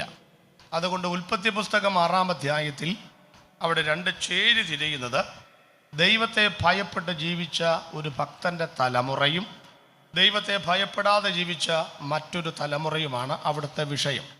നമ്മുടെ ഭാഷയിൽ പറഞ്ഞാൽ രക്ഷിക്കപ്പെട്ടവരും രക്ഷിക്കപ്പെടാത്തവരും. അന്ന് രക്ഷയൊന്നും നമ്മുടേതുപോലെ ക്രൂശിൻ്റെ രക്ഷയല്ല. അപ്പോൾ ആ കാര്യം നിങ്ങൾ വ്യക്തമായിട്ട് മനസ്സിലാക്കണം. ഇനി ഞാൻ പറയുകയാണ്, വെള്ളം കുടിച്ച് അത്യാവശ്യം കഴിഞ്ഞല്ലോ അല്ലേ? ശ്രദ്ധിച്ചോളൂ. രക്ഷിക്കപ്പെട്ട ഒരാൾ, ഇങ്ങോട്ട് ശ്രദ്ധിച്ച്, രക്ഷിക്കപ്പെട്ട ഒരാൾ രക്ഷിക്കപ്പെടാത്ത ഒരാളെ വിവാഹം കഴിക്കാൻ പാടില്ല. സ്തോത്രം. അതായി പറയുന്നത്. ഒന്നുകൂടെ പറയാം, പിള്ളേരോടൊക്കെ പ്രത്യേകം ശ്രദ്ധിച്ചിരുന്നോളണം.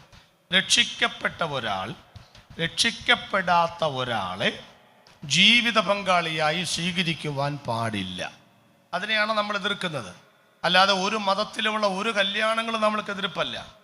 ഞാനിത് ഊന്നി പറയാൻ കാരണം, നോഹയുടെ കാലഘട്ടത്തിൽ സംഭവിച്ചത്, ഇഷ്ടമുള്ളവരെ ബോധിച്ചവരെ കല്യാണം കഴിച്ചപ്പോൾ ദൈവം ആകപ്പാടെ കോപിഷ്ഠനായി.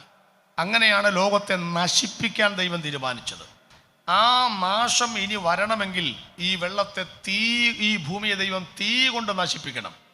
അങ്ങനെ നശിപ്പിക്കണമെങ്കിൽ നോഹയുടെ കാലത്ത് എന്ത് സംഭവിച്ചുവോ അത് ഈ കാലത്ത് സംഭവിക്കണം.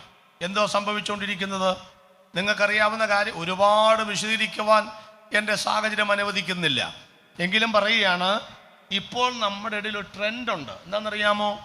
ഈ രക്ഷിക്കപ്പെട്ട പിള്ളേർ, പ്രത്യേകിച്ച് പാസ്റ്റർമാരുടെ പാസേജിൽ വളർന്ന കുട്ടികളടക്കം യാതൊരു പ്രയാസവുമില്ലാതെ രക്ഷിക്കപ്പെടാത്ത ഒരാളെ സ്നേഹിച്ച് പ്രേമിച്ച് അവർ കല്യാണം കഴിക്കുകയാണ്. എൻ്റെ പ്രിയപ്പെട്ടവരെ, അതിനെക്കുറിച്ച് പല പേരുകളൊക്കെ പറയുന്നുണ്ട്, അങ്ങനെ പറയുന്നില്ല. ഞാനൊരിക്കൽ ഒരു വിദേശ രാജ്യത്തായിരുന്നപ്പോൾ ഞാൻ താമസിച്ച വീട്ടിലെ കുട്ടി എന്നോട് ചോദിച്ചു, പാസ്റ്ററുടെ പ്രസംഗമൊക്കെ ഞാൻ കേട്ടു, പാസ്റ്റർ അത്ര സങ്കുചിത മനോഭാവമുള്ളവനാണെന്ന് ഞാൻ കരുതുന്നില്ല, കുറച്ച് വിശാലമായി ചിന്തിക്കുന്ന ആളാണെന്ന് കരുതുന്നു. ഞാൻ പറഞ്ഞ കാര്യം പറ, എനിക്ക് ഒരു കറുമ്പനെ ഇഷ്ടമാണ്, കല്യാണം കഴിച്ചോട്ടെ. ഞാൻ പറഞ്ഞു, കഴിച്ചോ, അതിനെന്താ, കറുമ്പനും വെളുമ്പനൊന്നും പ്രശ്നമൊന്നുമല്ല. അതല്ല പാസ്റ്റർ, അവൻ നൈജീരിയക്കാരനാണ്, അതിനെന്താ കുഴപ്പം, കല്യാണം കഴിക്കുക. എനിക്ക് കാര്യം പിടികിട്ടി. ഞാൻ പറഞ്ഞു, കല്യാണം കഴിക്കുക. അപ്പോൾ പറയും, അതൊന്നുമല്ല പാസ്റ്ററെ, അവൻ രക്ഷിക്കപ്പെട്ടിട്ടില്ല. ഞാൻ പറഞ്ഞു, ഒക്കത്തില്ല. ഞാൻ ആ വീട്ടിലാ കിടക്കേണ്ടത്. ആ രാജ്യത്ത് എനിക്ക് ആ വീടല്ലാതെ വേറെ താമസിക്കാൻ വലിയ വീട് ഒത്തിട്ടുമില്ല. പക്ഷേ ഞാൻ അവിടെ ഇത് കോംപ്രമൈസ് ചെയ്യാൻ പറ്റുമോ പ്രിയപ്പെട്ടവർ? ഞാൻ പറഞ്ഞു, ഒക്കത്തില്ല. നൈജീരിയക്കാരനാണെന്നുള്ളതോ കറമ്പനാണെന്നുള്ളതോ സൗന്ദര്യത്തിൻ്റെ വ്യത്യാസമൊന്നും എനിക്ക് പ്രശ്നമില്ല. രക്ഷിക്കപ്പെട്ട ഒരാൾ, വിഗ്രഹത്തിന് ദൈവാലയവുമായി ഒരു ബന്ധവും പാടില്ലെന്ന് വചനമുണ്ട്. അപ്പം ആ കൊച്ച് തന്നെയല്ല, നാളെ ഞാൻ കീഴിലത്ത് വെച്ച് ഒരു പ്രസ്ഥാനത്തിൻ്റെ യുവജന മീറ്റിങ്ങിൽ, സെൻറ്ററിൻ്റെ മീറ്റിങ്ങിൽ, മേഖലയുടെ മീറ്റിങ്ങിൽ പങ്കെടുക്കുമ്പോൾ ഞാനൊരു വിഷയം അവതരിപ്പിച്ചു. ഉച്ച കഴിഞ്ഞത്തെ വിഷയം ലവ് മാരേജോ അറേഞ്ച്ഡ് മാരേജോ. ഉച്ച കഴിഞ്ഞ് സാധാരണ പിള്ളേർ വരാറില്ല, എല്ലാം കഞ്ഞും കുടിച്ച് വീട്ടിൽ പോവുകയെന്ന്. അന്ന് ഒരെണ്ണം കഞ്ഞി കുടിക്കാതെ അവിടെ ഇരിക്കുക. എന്നാ കാര്യം? ലവ് മാരേജാണോ അറേഞ്ച്ഡ് മാരേജാണെന്ന് അറിഞ്ഞിട്ട് വേണം കഞ്ഞി കുടിക്കാൻ. അപ്പം പിള്ളേരെല്ലാം ഉള്ളിൽ കിടക്കുന്ന സാധനം കണ്ട് ഒരുപാട് ചോദ്യം ചോദിക്കുന്നുണ്ട്. പാസ്റ്റേ, നിങ്ങളിങ്ങനെ കണ്ടമാനം ഒരു ഈ പറഞ്ഞ പോലെ വിശാല മനസ്സില്ലാതെ പറയരുത്. നമ്മൾ അങ്ങനെ ഒരു രക്ഷിക്കപ്പെടാത്ത ഒരാളെ സ്നേഹിച്ചാൽ എന്താ ഗുണം? നിങ്ങൾക്ക് ചിലർ ആ ആത്മാവിനെയും കൂടെ നേടാമല്ലോ എന്നാണ് അവർ പറയുന്നത്. എൻ്റെയൊക്കെ വിഷമം, ആ കൊച്ചിന് ഈ ആത്മഭാരം കയറി, ഒരുപാട് ആത്മഭാരം കയറി ഒരുപാട് ആത്മാക്കളെ നേടുമോന്നാണ് നമ്മുടെ പ്രയാസം. എൻ്റെ പ്രിയപ്പെട്ടവര്, പ്രേമലേഖനം കൊണ്ട് പാപത്തിൻ്റെ ശമ്പളമായ പാപശമ്പള മരണ നരക ന്യായവിധിയുടെ പടുകുഴിയിൽ നിന്ന് ഒരാൾ രക്ഷിക്കാൻ കഴിയില്ല. അങ്ങനെ കഴിയുമായിരുന്നെങ്കിൽ ക്രിസ്തു ലോകത്തിൽ വരേണ്ട കാര്യമില്ലായിരുന്നു. യേശുക്രിസ്തുവിൻ്റെ കാലുവറിയിലെ കുരിശിനല്ലാതെ ഒരു പാപിയെ രക്ഷിക്കാൻ പറ്റത്തില്ല. ആന കുഴിയിൽ ചാടിയാൽ 10 കാട്ടുപോത്ത് ചെന്നാലും എടുക്കാൻ പറ്റത്തില്ല. ആനയെ കയറ്റാൻ ആന തന്നെ ചെല്ലണം. അതുകൊണ്ട് പാപത്തിൻ്റെ ശമ്പളമായ മരണം വരിച്ച ക്രിസ്തുവിനല്ലാതെ ഒരു മനുഷ്യനെ നരകക്കുഴിന്ന് കരകയറ്റാൻ പറ്റത്തില്ല. അതുകൊണ്ട് നിന്റെ പ്രേമലേഖനവും ക്രൂശിന്റെ എഴുത്തും രണ്ടും രണ്ടാണെന്ന് തീർത്തു പറയുവാൻ ഞാൻ ആഗ്രഹിക്കുന്നു. ഇവിടെ ഞാൻ പറയുമ്പോൾ അതിൻ്റെ മറുവശം നിങ്ങൾ കാണാതെ പോകരുത്. എന്താണെന്ന് പറയാം. ഞാനിപ്പോൾ പണ്ട് കാലത്ത് ഒന്നും ഉണ്ടായിരുന്നില്ല. നമ്മുടെ ഇടയിലുണ്ടോ? ഇങ്ങനൊന്നുമില്ല. നമുക്കങ്ങനെ വേറെ കല്യാണം കഴിക്കുക, ഡിവോഴ്സ് ചെയ്യുക, പിന്നെ ആക്സിഡൻറ്റ്, ഡെത്ത് നടക്കുക, ഇതൊന്നും നമ്മുടെ ഇടയിൽ ഇല്ല. അടി ബഹളവും നമ്മുടെ ഇടയിൽ. ഇപ്പം ഇതെല്ലാം ഉണ്ട്. എൻ്റെ കാര്യം എന്താണെന്നായി പറയാൻ വരുന്നത്. ഞാൻ എൻ്റെ ഭാഷയിൽ ലളിതമായിട്ട് അങ്ങോട്ട് വിവരിക്കാൻ കേട്ടോ. ഇപ്പോൾ നമ്മുടെ ജനുമോൻ പാസ് ഇവിടെ ഉണ്ട്, പ്രസ്പെക്ടറാണ്, വർഷങ്ങളായി. ഒരുപാട് ആളുകളുണ്ട്. അതാണ്ട് ഷിജി തോമസ് പാസ്റ്റകളിൽ ശാരീരികമായിട്ട് പ്രയാസം വന്നു. ഞാനൊരു ചോദ്യം ചോദിക്കട്ടെ. ശരീരത്തിന് പ്രയാസം വന്നതുകൊണ്ട് ഇത്രയേറെ കർത്താവിന് വേണ്ടി ഛത്തീസ്ഗഡിൽ അധ്വാനിച്ചിട്ട് ദൈവം എനിക്ക് ഈ രോഗം തന്നല്ലോ, ഈ യേശുവിനെ വേണ്ട എന്ന് വെക്കാൻ പറ്റുമോ? പറ്റത്തില്ല.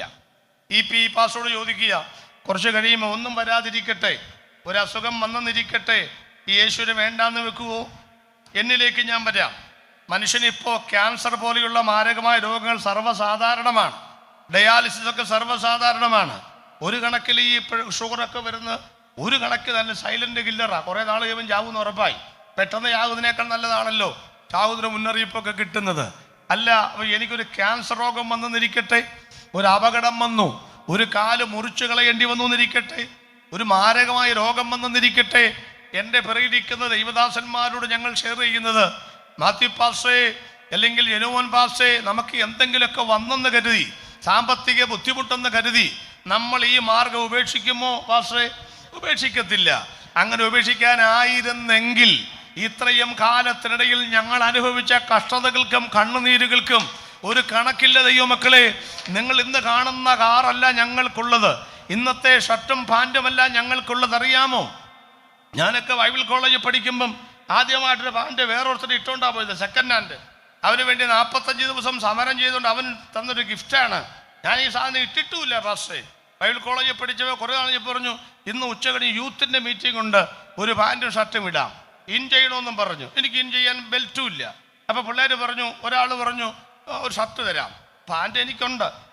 ഒരാൾ പറഞ്ഞു ബെൽറ്റും തരാം. അങ്ങനെ ആദ്യമായിട്ട് ജീവിതത്തിൽ ഇൻ ചെയ്ത് ബൈബിൾ കോളേജിൽ നിന്ന് ആരാധനയ്ക്ക് ഇരിക്കുക. സംഗീതനം വായിച്ചു വെച്ചും ഇരുന്നപ്പം പറയുന്നൊരു ശബ്ദം കേട്ടു. എനിക്ക് മനസ്സിലായി സംഗതി കീറിയതാണെന്ന്. അത് കഴിഞ്ഞ് പിന്നെ സാറ് പറഞ്ഞു നമുക്ക് എഴുന്നേറ്റൊരു പാട്ട് പാടാം. ഞാൻ എഴുന്നേറ്റില്ല. സാർ എന്നോട് പറഞ്ഞു എഴുന്നേക്കത്തു. ഞാൻ പറഞ്ഞു എഴുന്നേക്ക്. സാറിങ്ങനെ ആരാധിച്ചുകൊണ്ട് എൻ്റെ അടുത്തോട്ട് വന്നിച്ച് പറഞ്ഞു, എന്തുവാടാ എഴുന്നേക്കാത്തത്? ഞാൻ തപ്പിപ്പിടിച്ചേക്കുക, ഈ സൈഡിലെല്ലാം പെണ്ണുങ്ങളായിരിക്കുന്നേ. ഞാൻ പറഞ്ഞു എഴുന്നേക്കുകയില്ല. സാറ് പറഞ്ഞു നിന്നെ ഞാൻ ആരാധന കഴിയുമ്പം കാണിച്ചു തരാം. ഞാൻ പറഞ്ഞു ആരാധന കഴിയുമ്പം ഞാനും കാണിച്ചു തരാം. അങ്ങനെ പറഞ്ഞ് അഡ്ജസ്റ്റ് ചെയ്തു. സംഗതി കീറിപ്പോയേക്കല്ലേ. നിങ്ങൾ കാണുന്ന ജോയി പാർക്കിലൊന്നും അല്ലെന്ന്. ഞങ്ങളൊക്കെ ഒരു നേരത്തെ ആഹാരത്തിനും ഒരു നല്ല ആഹാരം കഴിക്കാനും കേരളത്തിലുള്ള 465 സിറ്റികളിൽ നടന്ന ട്രാക്ട് കൊടുത്തയാളാണ് ഞാൻ. കേരളത്തിലുള്ള മിക്കവാറും പ്രൈവറ്റ് ബസ് സ്റ്റാൻഡുകൾ കിടന്നുറങ്ങിയിട്ടുണ്ട്. 11.5 ലക്ഷം ആളുടെ കയ്യിൽ ഞാൻ എൻ്റെ കൈ കൊണ്ട് ട്രാക്ട് കൊടുത്തിട്ടുണ്ട്. ഇന്ത്യയിലെ മുഴുവൻ സ്ഥലത്തും പോയി യേശുവിനെ പ്രസംഗിച്ചിട്ടുണ്ട്. 16 രാജ്യങ്ങൾ യേശുവിനെ പ്രസംഗിച്ചിട്ടുണ്ട്. ഇന്ന് കാണുന്നതിനേക്കാൾ പിൻമാമ്പുറത്ത് ഞങ്ങൾക്കൊരു ചരിത്രമുണ്ട് പ്രിയപ്പെട്ടവരെ. ഈ യേശുവിനെ തള്ളിപ്പറയാനായിരുന്നെങ്കിൽ എപ്പോഴേ ഞങ്ങൾ തള്ളിപ്പറഞ്ഞേനെ. അപ്പൊ പിശാചുടെ കാര്യം മനസ്സിലായി. EPM നേരിട്ട് ഫൈറ്റ് ചെയ്താൽ വീഴ്ത്താനൊക്കത്തില്ല, അയാൾ പിടിച്ചു നിൽക്കും. ഞങ്ങളൊക്കെ പിടിച്ചിരിക്കുന്ന ആയുധം എന്നാണെന്നറിയാമോ? ഉപവാസവും പ്രാർത്ഥനയുമാണ്, കണ്ണുനീരാണ് പ്രിയപ്പെട്ടവരെ. 13ാമത്തെ ദിവസം ആഹാരമില്ലാതിരുന്ന മുട്ടം ഗീവറിയച്ചാന്റെ കുടുംബത്തിലേക്ക് വന്ന പാട്ടിന്റെ വരി അറിയാമല്ലോ. എന്താ പാട്ട് വരി? അടിലേറും ജീവിത വരിവിൽ തർക്കമുണ്ടാ പാട്ടെ കുറിച്ച്. എന്നാലും പറയാൻ ആഹാരമില്ലാതിരുന്ന സമയത്ത് ആ പാട്ടൊക്കെ എഴുതിയിട്ടുള്ളത്. ഒരു വഴി ദൈവദാസന്മാരൊക്കെ അങ്ങനെ എഴുതിയിട്ടുള്ളത് പ്രിയപ്പെട്ടവരെ. ഒന്നുകൂടെ വ്യക്തമാക്കാണ്. ജോയി പാറക്കലിനെ കീഴ്പ്പെടുത്താൻ, ഷിജി തോമസിനെ കീഴ്പ്പെടുത്താൻ രോഗം വന്നാൽ പറ്റത്തില്ലെന്ന് അവന് മനസ്സിലായി. ജനുമോൻ പാസ്റ്റയെ അടിയറവ് പറയിപ്പിക്കാൻ അവൻ നോക്കിയിട്ട് വേറെ മാർഗമൊന്നുമില്ല. KK മാത്യുവിന്റെ പ്രസംഗം നിർത്താൻ ഒരു മാർഗമുണ്ട്. EP-യുടെ പാട്ട് അവസാനിപ്പിക്കാൻ ഒരു മാർഗമുണ്ട്. ജോയി പാറക്കലിന്റെ പ്രസംഗം കട്ടയും പടവും മടക്കി ഒരു മാർഗമുണ്ട്. ഇത്രയും പ്രാർത്ഥനയും ഉപവാസമൊന്നും ഇല്ലാത്ത ഒരു തലമുറ വളരുന്നുണ്ടോ വീട്ടിൽ? അവരെ പിടിച്ചാൽ മതി എന്ന് അവന് മനസ്സിലായി. അതുകൊണ്ട് ആ വേദപുസ്തകം പറയുന്ന വല്ലാത്ത ദുഷ്ട മനുഷ്യന്റെ വിടക്ക് കണ്ണുകളിൽ നിന്ന് വിടുവിക്കപ്പെടുവാൻ നിങ്ങൾ പ്രാർത്ഥിക്കണം. നമ്മളെ പ്രശ്നങ്ങൾ ഫേസ് ചെയ്ത പോലെ അവർ ഫേസ് ചെയ്തിട്ടില്ല. നമ്മൾക്ക് മറികടക്കാൻ കഴിയുന്ന പോലെ അവർക്ക് കഴിയില്ല. അവർ ഇതുവരെ 21 ഇരുന്നിട്ടില്ല, അവർ 40 ഇരുന്നിട്ടില്ല, അവർ ഉപവസിച്ചിട്ടില്ല, പ്രാർത്ഥിച്ചിട്ടില്ല. അതുകൊണ്ട് ഈ തലമുറകളെ വട്ടമിട്ട് പിടിക്കുന്ന കാര്യം എന്താണെന്നറിയാമോ? ഞങ്ങളുടെ അടുത്തൊരു പാസ്റ്റർ വീട്ടിലാണ് ആരാധന. ഒരു സഭായോഗം കഴിഞ്ഞപ്പോഴുണ്ട് ആ പുള്ളിക്കാരൻ്റെ മകൻ കല്യാണം കഴിച്ച വാർത്ത ഫേസ്ബുക്കിൽ വരുന്നു. തുളസിമാലയും ഇട്ട് താണ്ടേ തഞ്ചൽ. എന്നാൽ ഇവന്മാരെ ഫേസ്ബുക്കിൽ ഇടാതിരിക്കണ്ടേ? വെളിവുമില്ല ഒരെണ്ണത്തിന്. ഇടാതിരിക്കണ്ടേ? ആ സഭ അടച്ചുപൂട്ടി. കാരണം ഒരു വീട്ടിൽ നടക്കുന്ന ആരാധനയിൽ ഒരു ദൈവദാസന്റെ മകൻ അങ്ങനെ ചെയ്താൽ ആ ദൈവദാസന് പ്രസംഗിക്കാൻ പറ്റുമോ? കേരളക്കരയിൽ പോലും സുപ്രസിദ്ധരായി പ്രസംഗിക്കുന്ന പല ആളുകൾക്കും മിണ്ടാട്ടം മുട്ടാൻ കാരണം എന്നാണെന്നറിയാമോ? നാളെ എനിക്കും അത് സംഭവിക്കാം, നാളെ ആർക്കും അത് സംഭവിക്കാം. അതുകൊണ്ട് ഇന്ന് രാത്രിയിൽ നാളുകളായി വചനം കേൾക്കുന്ന ദൈവസഭയുടെ ദൂത് ഞാൻ കൈമാറുകയാണ്. പാലാങ്കര ദൈവസഭയെ സംബന്ധിച്ച് ഇവിടെയുള്ള ദൈവമക്കളെ സംബന്ധിച്ച് അപകീർത്തികരമായൊരു വാർത്ത പത്രത്തിൽ വന്നാൽ നമ്മുടെ സഭകൾ അടച്ചു പൂട്ടേണ്ടി വരും. അത് പൂട്ടാതിരിക്കേണ്ടതിന് യേശു ഒരിക്കൽ പറഞ്ഞു, നിങ്ങൾ എന്നെ ഓർത്തല്ല കരയേണ്ടത്, നിങ്ങളെയും നിങ്ങളുടെ തലമുറയെ ഓർത്ത് കരയാനാ പറഞ്ഞു. അതുകൊണ്ട് കാൽവറിയിലെ കുരിശിൽ തൂങ്ങിക്കിടക്കുന്ന യേശുവിന്റെ മുറിവിൽ മുളക് പുരട്ടുന്നൊരു തലമുറ നമ്മുടെ സഭയിൽ ഉണ്ടാകരുത്. ഇന്ന് പകൽ ആത്മഭാരത്തോടെ എത്ര പേർ പ്രാർത്ഥിക്കാൻ തയ്യാറാകും? ദൈവമേ, ഒരല്പം സാമ്പത്തികം കുറഞ്ഞാലും കൃപാവരമുള്ള പിള്ളേരെ കണ്ടുപിടിച്ച് അവരെ കല്യാണം കഴിക്കണമെന്നൊരു ആഗ്രഹമുള്ളവർ എത്ര പേരുണ്ട്? അവർക്കായി ഞാൻ ദൈവത്തിന് സ്തോത്രം ചെയ്യുകയോ. സങ്കീർത്തനിലെ വാക്കറിയാമോ നിങ്ങൾക്ക്? പക്ഷികളെ നിങ്ങളുടെ പർവ്വതത്തിലേക്ക് പറന്നു പോകുവീൻ. ഞാൻ അതിനെങ്ങനെയാ വ്യാഖ്യാനിക്കുന്നത്? പക്ഷി മനോഹരമായ പാട്ടുപാടുന്നു. വേടൻ ഇരുട്ടത്തെയ്യേണ്ടതിന് ഞാനിന്മേൽ വില്ലുകുലച്ച് അസ്ത്രം തൊടുക്കുവാൻ ഇങ്ങനെ തകർത്തു നിൽക്കുന്നു. പക്ഷി ആരെ കണ്ടിട്ടില്ല? വേടനെ കണ്ടിട്ടില്ല. വേടൻ പക്ഷിയെ കണ്ടു. അല്പസമയത്തിനകം പാട്ടുപാടിക്കൊണ്ടിരിക്കുന്ന പക്ഷിയുടെ ശിരസ് വേടന്റെ അമ്പ് കൊണ്ട് ഇവിടെ വീഴുമെന്ന് വേടന് ഉറപ്പായി. പക്ഷെ വേടന്റെ ദൈവം തന്നെയാണ് പക്ഷിയുടെയും ദൈവം. ദൈവം നമ്പുരാൻ മുകളിൽ നോക്കിയപ്പം രണ്ടുപേരെയും ഒരേ സമയത്ത് കണ്ടു. നീതിയുടെ മാർഗത്തിൽ കൂടെ വിടുവിച്ചെടുക്കുവാൻ ദൈവജന്റെ പരിപാടി കേൾക്കണോ? ഇങ്ങനെ കൈയടിച്ചു പറഞ്ഞു, പക്ഷികളെ, ഈ ശബ്ദം കേൾക്കുമ്പോഴെങ്കിലും നിങ്ങളുടെ പർവ്വതത്തിലേക്ക് പറന്നു പോകുവീൻ. പാലാങ്കര വട്ടപ്പാടം ക്രൂസൈഡിന്റെ 3ാമത്തെ രാത്രിയിൽ ഒരു മിനിറ്റ് നമ്മൾ കൈയടിക്കാൻ പോവുകയാണ്. ഒരു മിനിറ്റ് നമ്മൾ ആരാധിക്കാൻ പോവുകയാണ്. എന്തിനാണെന്നറിയാമോ? തലമുറകളെ ഉന്നം വച്ചിരിക്കുന്ന ദുഷ്ടന്റെ വിടക്ക് കണ്ണുകൾ മാറിപ്പോകേണ്ടതിന് ഒരു നിമിഷം എല്ലാ ദൈവദാസന്മാരും ദൈവമക്കളും ചേർന്ന് ദൈവസഭയ്ക്ക് അപമാനകരമായി വ്യാപരിക്കുവാൻ സാധ്യതയുള്ള എല്ലാ ദുഷ്ടമ്പുകളും ഇന്ന് രാത്രിയിൽ യേശുക്രിസ്തുവിന്റെ നാമത്തിൽ അത് മാറിപ്പോകാൻ ഒന്ന് കരമടിച്ച് ദൈവത്തെ സ്തുതിക്കട്ടെ.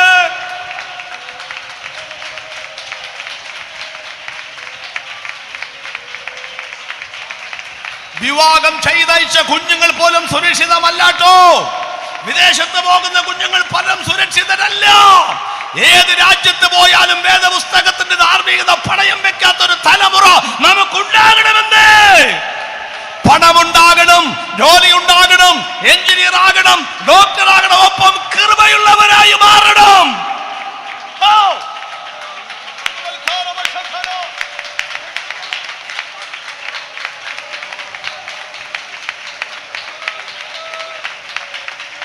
ശക്തിയോടെ ഒന്ന് കരമടിച്ചാൽ 10 ലക്ഷം രൂപയുടെ ബില്ല് മാറിപ്പോകുമെങ്കിൽ, ഒന്ന് കരമടിച്ചാൽ വർഷങ്ങളായി ഇതിന്റെ തലമുറയെ ബന്ധിച്ചു വെച്ച പൈശാചിക ബന്ധനത്തിന്റെ ഉരുക്ക് കോട്ടകൾ ഉരുകി മാറുമെങ്കിൽ എന്തിനാ കരമടിക്കാതിരിക്കുന്നു? ഒന്നടിച്ച് ദൈവത്തെ സ്തുതിക്കാം.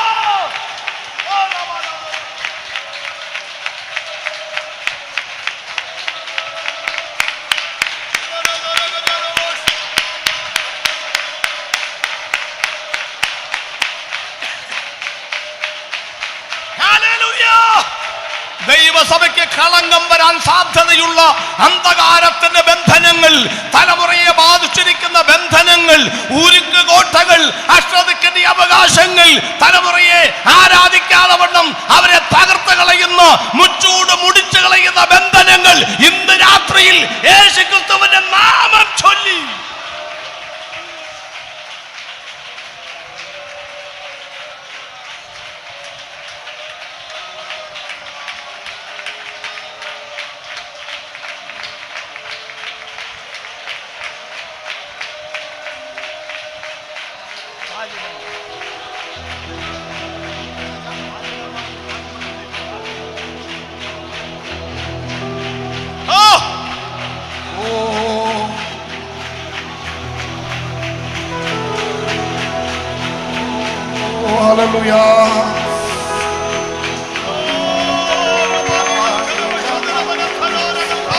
മണലിൽ പാർത്തിടും ഞാൻ നിൻ തണലില്ലോ പാരിടമാ.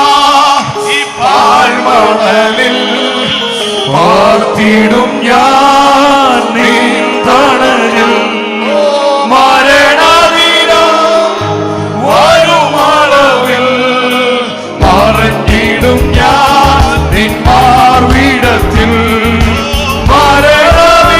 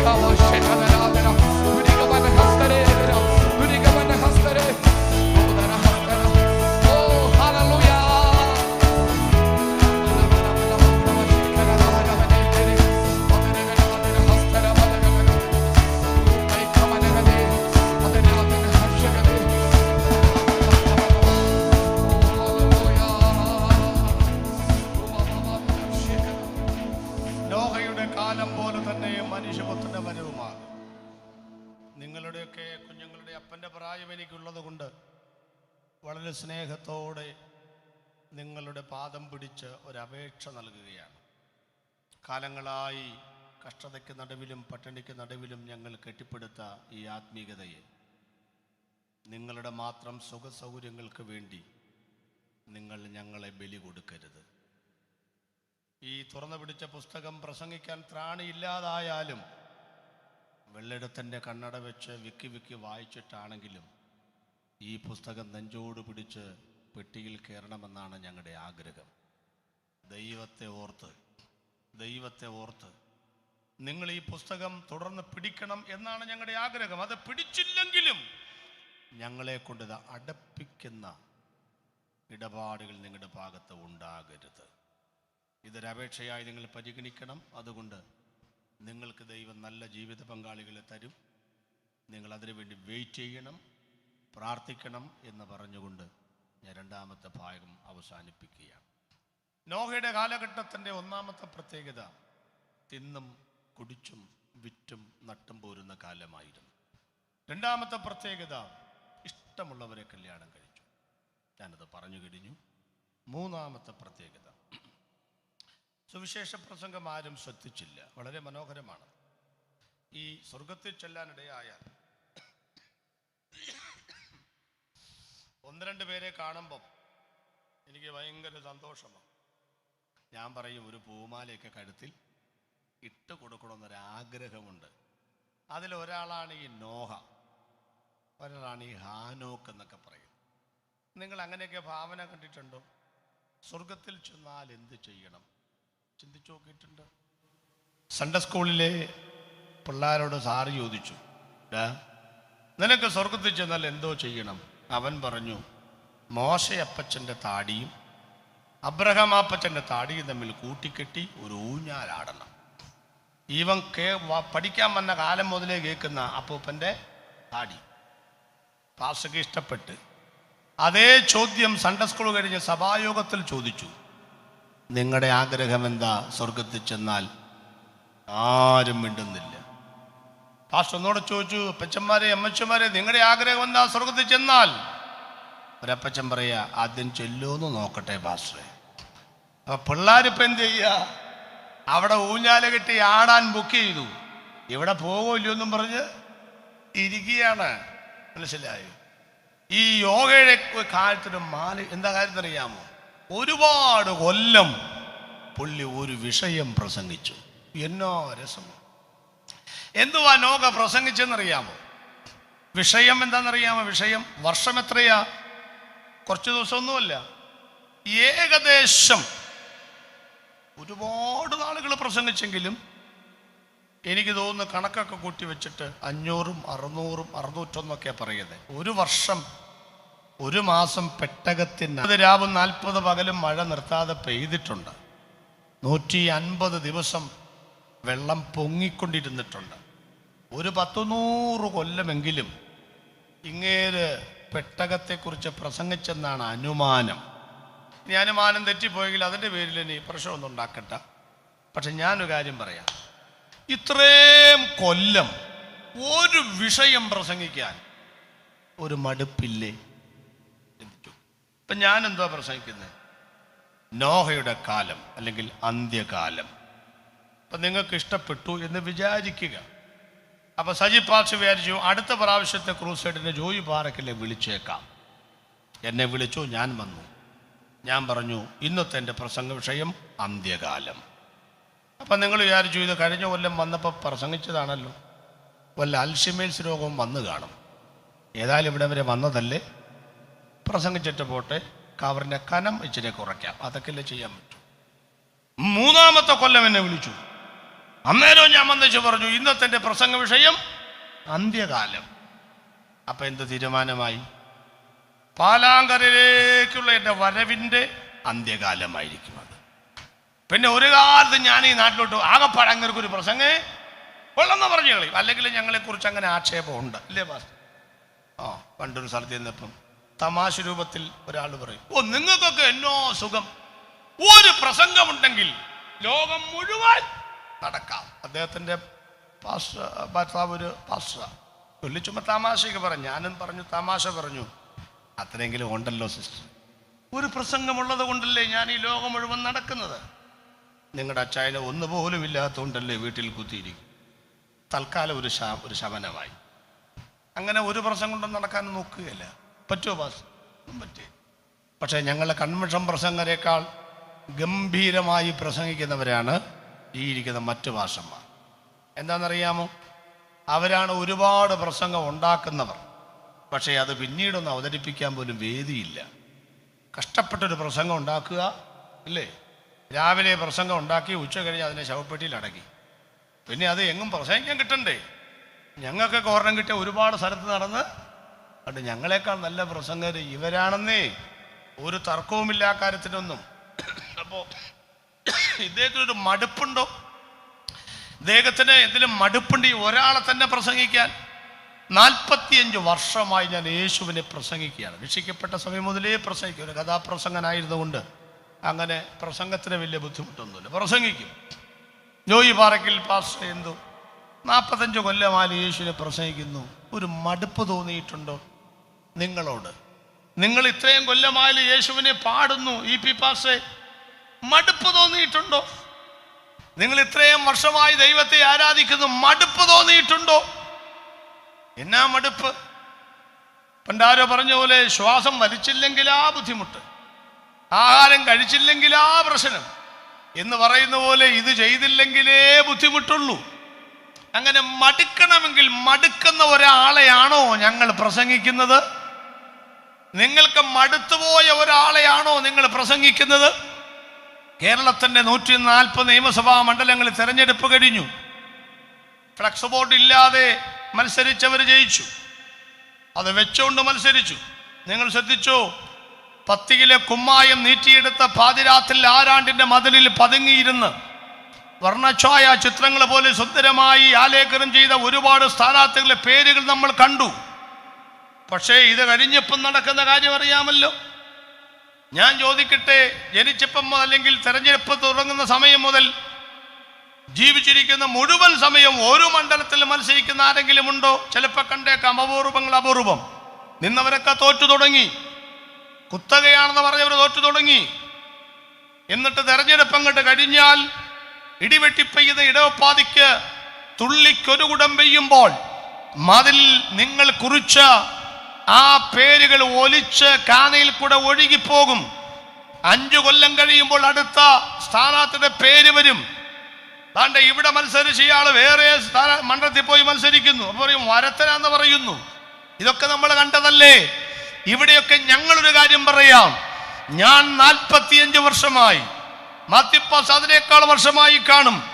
ഇവിടെ 2.5 നൂറ്റാണ്ടുകളായി, 20-ൽ പരം നൂറ്റാണ്ടുകളായി ഞങ്ങൾ ഒരേ ഒരുവനെ മാത്രം പ്രസംഗിക്കുന്നു.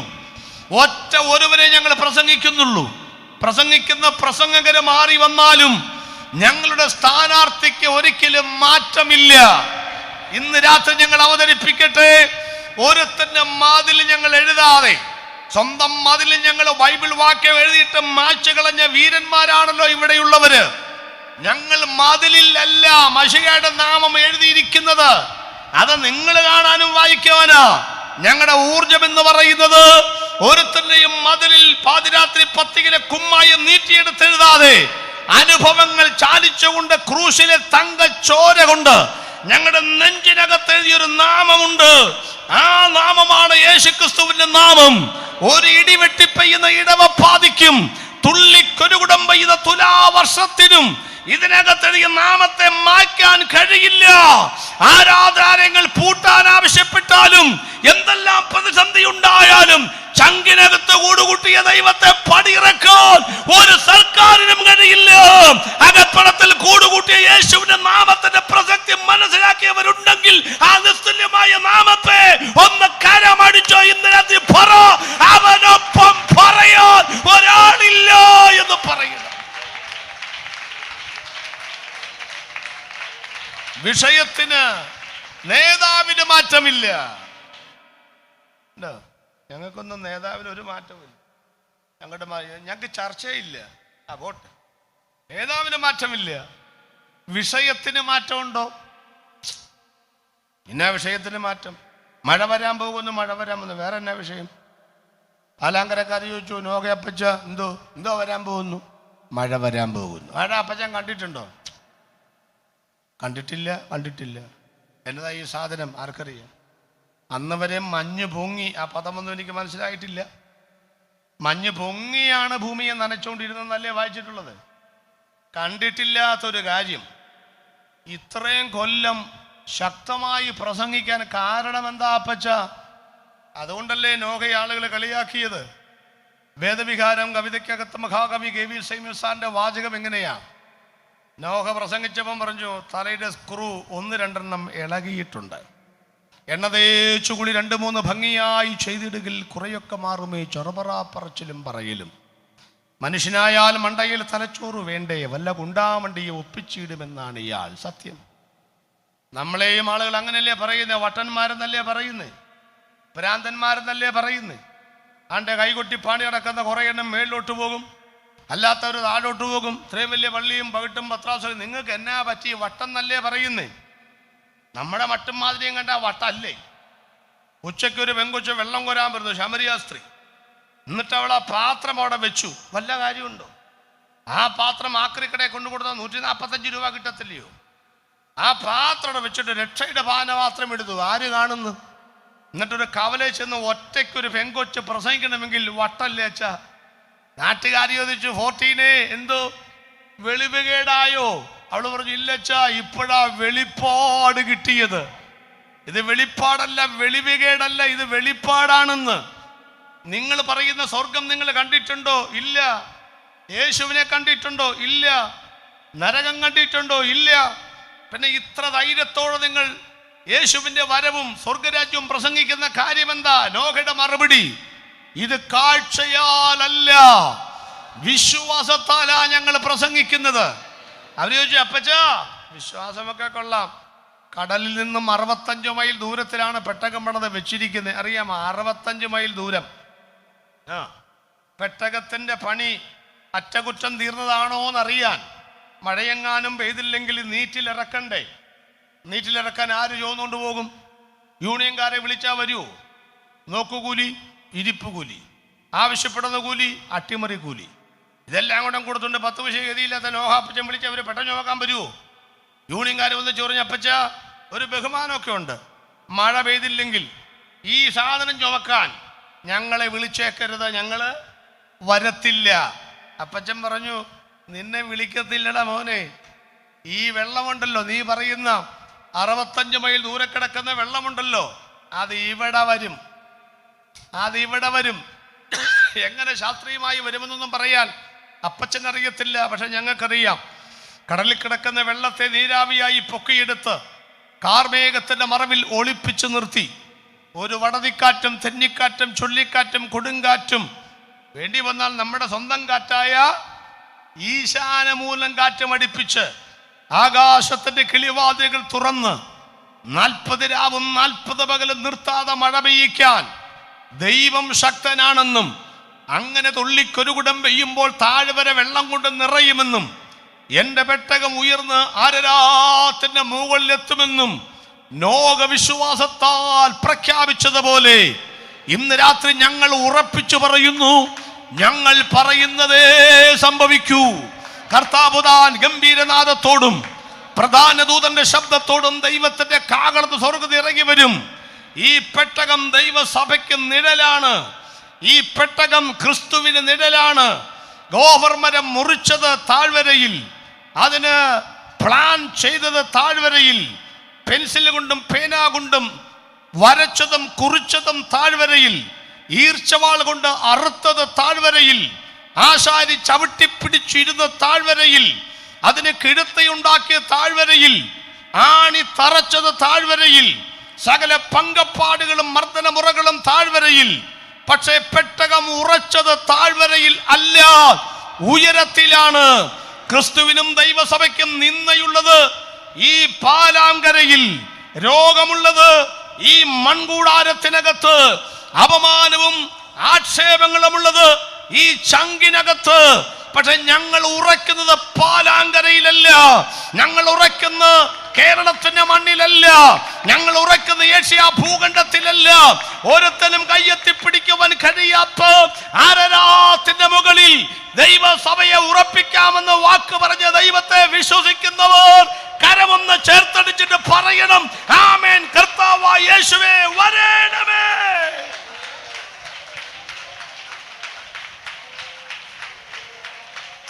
ഒറ്റ വിഷയമാണ് പ്രസംഗിക്കുന്നത്, മാറ്റി പ്രസംഗമില്ല. ഒരു നേതാവിനെയാണ് പ്രസംഗിക്കുന്നത്, വേറെ നേതാവില്ല. ഒരു കുതിരയുടെ കടിഞ്ഞാൺ പിടിയിൽ പോലും പിടിക്കാതെ, ഒരു തോക്കിൽ നിന്നൊരു വെടിയുണ്ട പോലും ഉതിർക്കാതെ, ഒരു പടച്ചട്ട അണിയാതെ, ഒരു പടക്കളത്തിൽ ഇറങ്ങാതെ, ഒരു പട നയിക്കാതെ, ഒരു AK-47 നിന്ന് ഒരു വെടിയുണ്ട പോലും ഉതിർക്കാതെ, ഇന്ന് രാത്രി ഞങ്ങൾ പറയുന്നു, അക്ഷരികമായ ഒരു അഭ്യാസക്കാരൻ ചെയ്യുന്ന ഒന്നും ചെയ്യാതെ സ്നേഹത്തിന്റെ ചരട് കൊണ്ട് മുഴുവൻ ലോകത്തെ ഉള്ളംകൈയിൽ വഹിച്ച ഒരു പടനായകൻ ഇതപരിതമായി ലോകത്തിൽ ജീവിച്ചിരുന്നിട്ടുണ്ടെങ്കിൽ ഞങ്ങൾ പ്രസംഗിക്കുന്ന യേശുക്രിസ്തുവല്ലാതെ മറ്റൊരുവൻ ലോക ചരിത്രത്തിൽ ഉദയം ചെയ്തിട്ടേ ഇല്ല എന്ന് മനസ്സിലാക്കി. നോഹയുടെ പ്രസംഗം ആര് ശ്രദ്ധിച്ചാലും പറഞ്ഞത് സംഭവിച്ചു. അതുകൊണ്ട് സഭായോഗത്തിൽ വരെ ആളുകൾ പ്രസംഗം മാർക്കിടുന്ന കാലമാണ്. കൺവെൻഷനൊക്കെ അങ്ങനെയാണ്. ഈ പ്രസംഗം കേൾക്കുന്ന നാട്ടുകാരോടും വീട്ടുകാരോടും പറയാനുള്ളത് നോഹയുടെ വാചകമാണ്. ഞാനിത് പ്രസംഗിക്കുന്നതിൻ്റെ അർത്ഥം പണിതിരിക്കുന്ന പേടകത്തിൽ കയറാനാണ്. നിങ്ങൾ കയറിയില്ല എന്ന് കരുതി ഞാനും എൻ്റെ കുടുംബവും കയറത്തില്ലെന്ന് നിങ്ങൾ വിചാരിക്കരുത്. ഇന്ന് രാത്രി ഞങ്ങൾ പറയുന്നത്, ഈ മൈക്ക് സെറ്റ് വെച്ച് കെട്ടി EPA കൊണ്ടുവന്ന് ബാംഗ്ലൂരിൽ സജിപ്പാസിലൂടെ വന്ന് കഷ്ടപ്പെട്ട് ഇത്ര സൗണ്ടിൽ യോഗം നടത്തുന്നത് കേൾവിക്കാരെ നിങ്ങൾക്ക് വേണ്ടി ഒരുക്കിയ രക്ഷ എന്ന പേടകത്തിൽ കയറാനാണ്. നിങ്ങൾ കയറിയില്ലെന്ന് കരുതി ഞങ്ങൾ പോകത്തില്ലെന്ന് പറയരുത്. ഞാനും എൻ്റെ കുടുംബവുമോ ഞങ്ങൾ യഹോവയെ സേവിക്കും. സ്തോത്രം. ഞാൻ ഒടുവിലത്തെ ഭാഗം പറഞ്ഞ് ഒരു പാട്ടൊക്കെ പാടി നമുക്ക് അങ്ങോട്ട് പിരിയാം. ഈ പെട്ടകത്തിന്റെ വാതിലടച്ച കാര്യം കൂടെ പറഞ്ഞ് നാലാമത്തെ കാര്യം പറഞ്ഞ് അവസാനിപ്പിക്കുക. ആരാ വാതിലടച്ചത്? എല്ലാവർക്കും അറിയാം. യഹോവയായ ദൈവം പെട്ടകത്തിന്റെ വാതിലടച്ചു. ഒറ്റ വാതിലേ ഉള്ളു കേട്ടു. പണിതത് ആശാരി, അളവെടുത്തത് ആശാരി, വാതിൽ വെക്കാൻ പ്ലാൻ കൊടുത്ത ദൈവം, വാതിൽ വെച്ചത് ആശാരി, അടയ്ക്കാമോ തുറക്കാമോ എന്ന് വിചാകിരി വെച്ചത് ആശാരി. പക്ഷേ ബൈബിൾ പറയുന്നു അടച്ചത് ആശാരിയല്ല, നോഹയുമല്ല, യഹോവയായ ദൈവമാണ് പെട്ടകത്തിന്റെ വാതിലടച്ചത്. ഈ പെട്ടകം യേശുവാണെങ്കിൽ ബൈബിൾ വ്യക്തമാക്കുന്നുണ്ട് അത് വാതിലാണെന്ന്. യേശു പറഞ്ഞു, ഞാനാണ് വാതിൽ, ഞാൻ മുഖാന്തരമല്ലാതെ ആരും പിതാവിന്റെ അടുക്കൽ എത്തുന്നില്ല, ഞാൻ തന്നെ വഴിയും സത്യവും ജീവനും ആകുന്നു. വാതിൽ രണ്ട് കാര്യമേ ചെയ്യൂ, ഒന്ന് അടയ്ക്കുക, ഒന്ന് തുറക്കുക. അടഞ്ഞു കിടക്കുന്ന വാതിൽ ഇനി അടയ്ക്കേണ്ട കാര്യമില്ല, തുറന്നാൽ മതി. തുറന്നു കിടക്കുന്ന വാതിൽ ഇനി തുറക്കേണ്ട കാര്യമില്ല, അടച്ചാൽ മതി. 2026 കൊല്ലമായി മലർക്കെ തുറന്നു കിടക്കുന്നൊരു വാതിൽ ഇന്ന് രാത്രി ഞങ്ങൾ പരിചയപ്പെടുത്തുന്നു. ക്രൂശിൽ തുളയ്ക്കപ്പെട്ട മാർവിടം. യേശുവിനെ പിടിക്കാൻ വന്ന ഒരുവൻ, പത്രോസ് തൻ്റെ വാളൂരി അവൻ്റെ കാത് വെട്ടി താഴെയിട്ടു. മൽക്കോസ്. യേശു ചെന്നു, കയ്യിൽ വിലങ്ങ് വെക്കാൻ വരട്ടെ. അവൻ്റെ കാതെടുത്ത് ഒട്ടിച്ചു പറഞ്ഞു, സുഖമാകട്ടെ. എന്നെ പിടിക്കാൻ വന്നവൻ്റെ കാതുവരെ ഒട്ടിച്ചു വെക്കാൻ, അത്ഭുതങ്ങൾ ചെയ്യുവാൻ യേശുവിന് കഴിയും. ഈ വിഷയം പ്രസംഗിക്കുവാൻ വിശദീകരിക്കേണ്ടതിന് ഞാൻ പ്രാർത്ഥനാ മുറിയിൽ ദൈവത്തോട് ചോദിച്ചു, യേശുവേ, നിന്നെ പിടിക്കാൻ വരുന്നവന്റെ കാത് വരെ ഒട്ടിച്ചു വെക്കാൻ നിനക്ക് കഴിയും. എന്തുകൊണ്ട് 2000 വർഷമായി നിന്റെ മുറിവുകൾ നീ അടച്ചിട്ടില്ല? പ്ലാസ്റ്റർ ഓഫ് പാരീസ് വെച്ച് അടച്ചിട്ടില്ല. അന്ന് തോമസിനോടും ഇന്ന് നമ്മോടും പറയുന്നു, വന്ന് വിരൽ ഇട്ടു നോക്കുക. എന്തുകൊണ്ടാണ് ആ മുറിവ് അടയ്ക്കാത്തതെന്നറിയാമോ? മുറിവുകൾ അടഞ്ഞില്ലെങ്കിൽ വേദനയുണ്ടാകും. ഇന്ന് രാത്രി യേശു വേദനിക്കുന്നുണ്ട്. എന്താ കാര്യമെന്നറിയാമോ? ഈ ക്രൂശിലെ മുറിവാണ് നിത്യതയിലേക്കുള്ള വാതിൽ, സ്വർഗത്തിലേക്കുള്ള വാതിൽ. ആ വാതിൽ അടയ്ക്കുവാൻ മാത്തിപ്പാർസക്ക് അവകാശമില്ല. ആ വാതിൽ തുറക്കുവാനും ഞങ്ങൾക്ക് അവകാശമില്ല. ഞങ്ങൾ പ്രസംഗിക്കുന്നത് തുറന്നു കിടക്കുന്ന ഒരു വാതിലിനെ കുറിച്ചാണ്. ഒരു മുന്നറിയിപ്പ് പറഞ്ഞ് അവസാനിപ്പിക്കാൻ പോവുകയാണ്. അടുത്ത വർഷവും ഈ യോഗമുണ്ടാകുമെന്ന് വിചാരിക്കാമെങ്കിലും ഒരുപക്ഷെ നടന്നില്ലെന്ന് വരും. അതുകൊണ്ട് ഞങ്ങൾ പറയട്ടെ, കൃപയുടെ വാതിൽ ഇതാ പൂട്ടുവാൻ തുടങ്ങുന്നേ. സഹോദരരെ, ഓടി വന്നാൽ നിങ്ങൾക്കും പ്രവേശിക്കാം. ലോകമാകുന്ന കപ്പൽ ഇത് താഴുവാൻ തുടങ്ങുന്നേ. സഹോദരരെ, ഓടി വന്നാൽ നിങ്ങൾക്കും പ്രവേശിക്കാം. ഇന്ന് രാത്രിയിൽ കണ്ണടച്ച് കിടക്കും മുൻപ്, കഞ്ഞി കുടിച്ച് കിടക്കും മുൻപ്, നാളെ നേരം വെളുപ്പിക്കുമെന്ന് അറിയില്ലാത്തത് കൊണ്ട് ഈ കൃപയുടെ വാതിൽ അടയുന്നതിന് മുൻപ് യേശു എന്ന പെട്ടകത്തിൽ കയറുവാൻ ഞങ്ങൾ നിങ്ങളെ സ്വാഗതം ചെയ്യുകയാണ്. ഒരു നിമിഷം ഒന്ന് എഴുന്നേറ്റ് നിൽക്കാം. എല്ലാ പ്രിയപ്പെട്ടവരും എഴുന്നേറ്റാട്ടെ. സ്നേഹത്തോടെ ഞങ്ങൾ നിങ്ങളെ ആഹ്വാനം ചെയ്യുകയാണ്. നോഹയുടെ കാലം പോലെ തന്നെ മനുഷ്യപുത്രന്റെ വരവുമാകും. ഒരു പാട്ടുപാടി ആരാധിച്ചിട്ട് വേണം പോകാൻ, കേട്ടോ. അതിനാ വെള്ളമൊക്കെ തന്നത്. ഇവിടെ കുടിച്ചവിടെ ഇരിക്കുക. എല്ലാ കണ്ണും അടച്ച് സ്നേഹത്തോട് പറയുകയാണ്, നോഹയുടെ കാലഘട്ടത്തിന്റെ 4 പ്രത്യേകതകൾ. തിന്നും കുടിച്ചും വിറ്റും നട്ടും പോരുന്ന കാലം. ഭൗതികമായ ആഹാരത്തിന് വേണ്ടി നമ്മളിങ്ങനെ ഓടുന്നത് പോലെ തന്നെ ഒരു ആത്മീക വിശപ്പുള്ളവനാക്കി എന്നെ മാറ്റണമേ. തീറ്റയ്ക്കും കുടിക്കുമിടയിൽ കാഹളനാദം കേൾക്കാതെ പോകരുതേ എന്ന് നെഞ്ചിൽ കൈവച്ച് ആര് പ്രാർത്ഥിക്കും? രണ്ടാമതായി, ഇഷ്ടമുള്ളവരെ കല്യാണം കഴിച്ച തലമുറ. 2 കരവും നെഞ്ചത്തോട്ട് വെച്ചിട്ട് ദൈവത്തോട് പറ, ദൈവമേ, വിവാഹം ചെയ്തയച്ച മക്കൾ പോലും സുരക്ഷിതമല്ലാത്ത ലോകത്തിൽ അങ്ങനെ സഭയ്ക്ക് നാണക്കേടുണ്ടാക്കുന്നതൊന്നും എന്റെയും എന്റെ കുടുംബത്തിന്റെയും സഭയ്ക്കും നടക്കരുതേ എന്ന് പ്രാർത്ഥിക്കണം.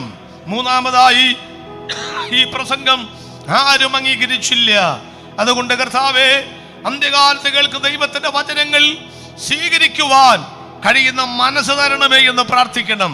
നാലാമതായി, ഈ വാതിലടയും മുൻപ്, കൃപയുടെ വാതിലടയും മുൻപ് ഓടി വരിക. ശരണത്തിനായി ഓടി വരാൻ ആരുണ്ട്? ഇന്ന് രാത്രി യേശുവിന്റെ കുരിശിന്റെ ചൂടിലേക്ക് ഓടി വരാൻ ആരുണ്ട്? നീ രാജത്വം പ്രാപിച്ചു വരുമ്പോൾ എന്നെയും കൂടെ പറ, എന്നെയും കൂടെ പറ, എന്നെയും കൂടെ. നീ ഇന്ന് എന്നോടുകൂടെ പരദേശിലിരിക്കും. ഈ കാലഘട്ടത്തിൽ ജലപ്രളയം വന്നതുപോലെ ഈ കാലഘട്ടത്തിന്റെ സ്വഭാവങ്ങൾ ഉണ്ടാകുമ്പോൾ യേശു വരും. യേശുവിന്റെ വരവിൽ കൈവിടപ്പെട്ടു പോകാതെ, ലോകമാകുന്ന കപ്പലിൽ മുങ്ങി താഴാതിരിക്കുവാൻ ക്രിസ്തുവെന്ന വാതിലൂടെ അകത്തേക്ക് പ്രവേശിക്കാം. നമുക്കൊരുമിച്ച് പ്രാർത്ഥിക്കാം. ഞങ്ങളുടെ ദൈവമേ, സ്വർഗസ്ഥ പിതാവേ, യേശുവാകുന്ന പേടകത്തിലൂടെ, ക്രിസ്തുവാകുന്ന പേടകത്തിലൂടെ, സഭയാകുന്ന കൂടാരത്തിലൂടെ ഉയരം അരരാത്തുന്ന നിത്യത്തിലെത്തുവാൻ വചനം കേട്ടവരെ ദൈവം അനുഗ്രഹിക്കണമേ. പ്രാർത്ഥന കേട്ടതിനായി സ്തോത്രം. യേശു ക്രിസ്തുവിന്റെ വിലയേറിയ നാമത്തിൽ തന്നെ 2 കരവും ചേർത്തടിച്ച് ഈ ലോകത്തിലെ ദുരിതങ്ങൾ തീരാറായതുകൊണ്ട്, അപമാനങ്ങളും നിന്ദകളും മാറാറായതുകൊണ്ട്, വാനസേനയുമായി വരുന്ന കർത്താവിനെ എതിരേൽപ്പാൻ ഒരുങ്ങി നിൽക്കുവാൻ പ്രത്യാശയുള്ളവരെ കരമടിച്ച് ദൈവത്തെ സ്തുതിക്കട്ടെ. ഹല്ലേലൂയ.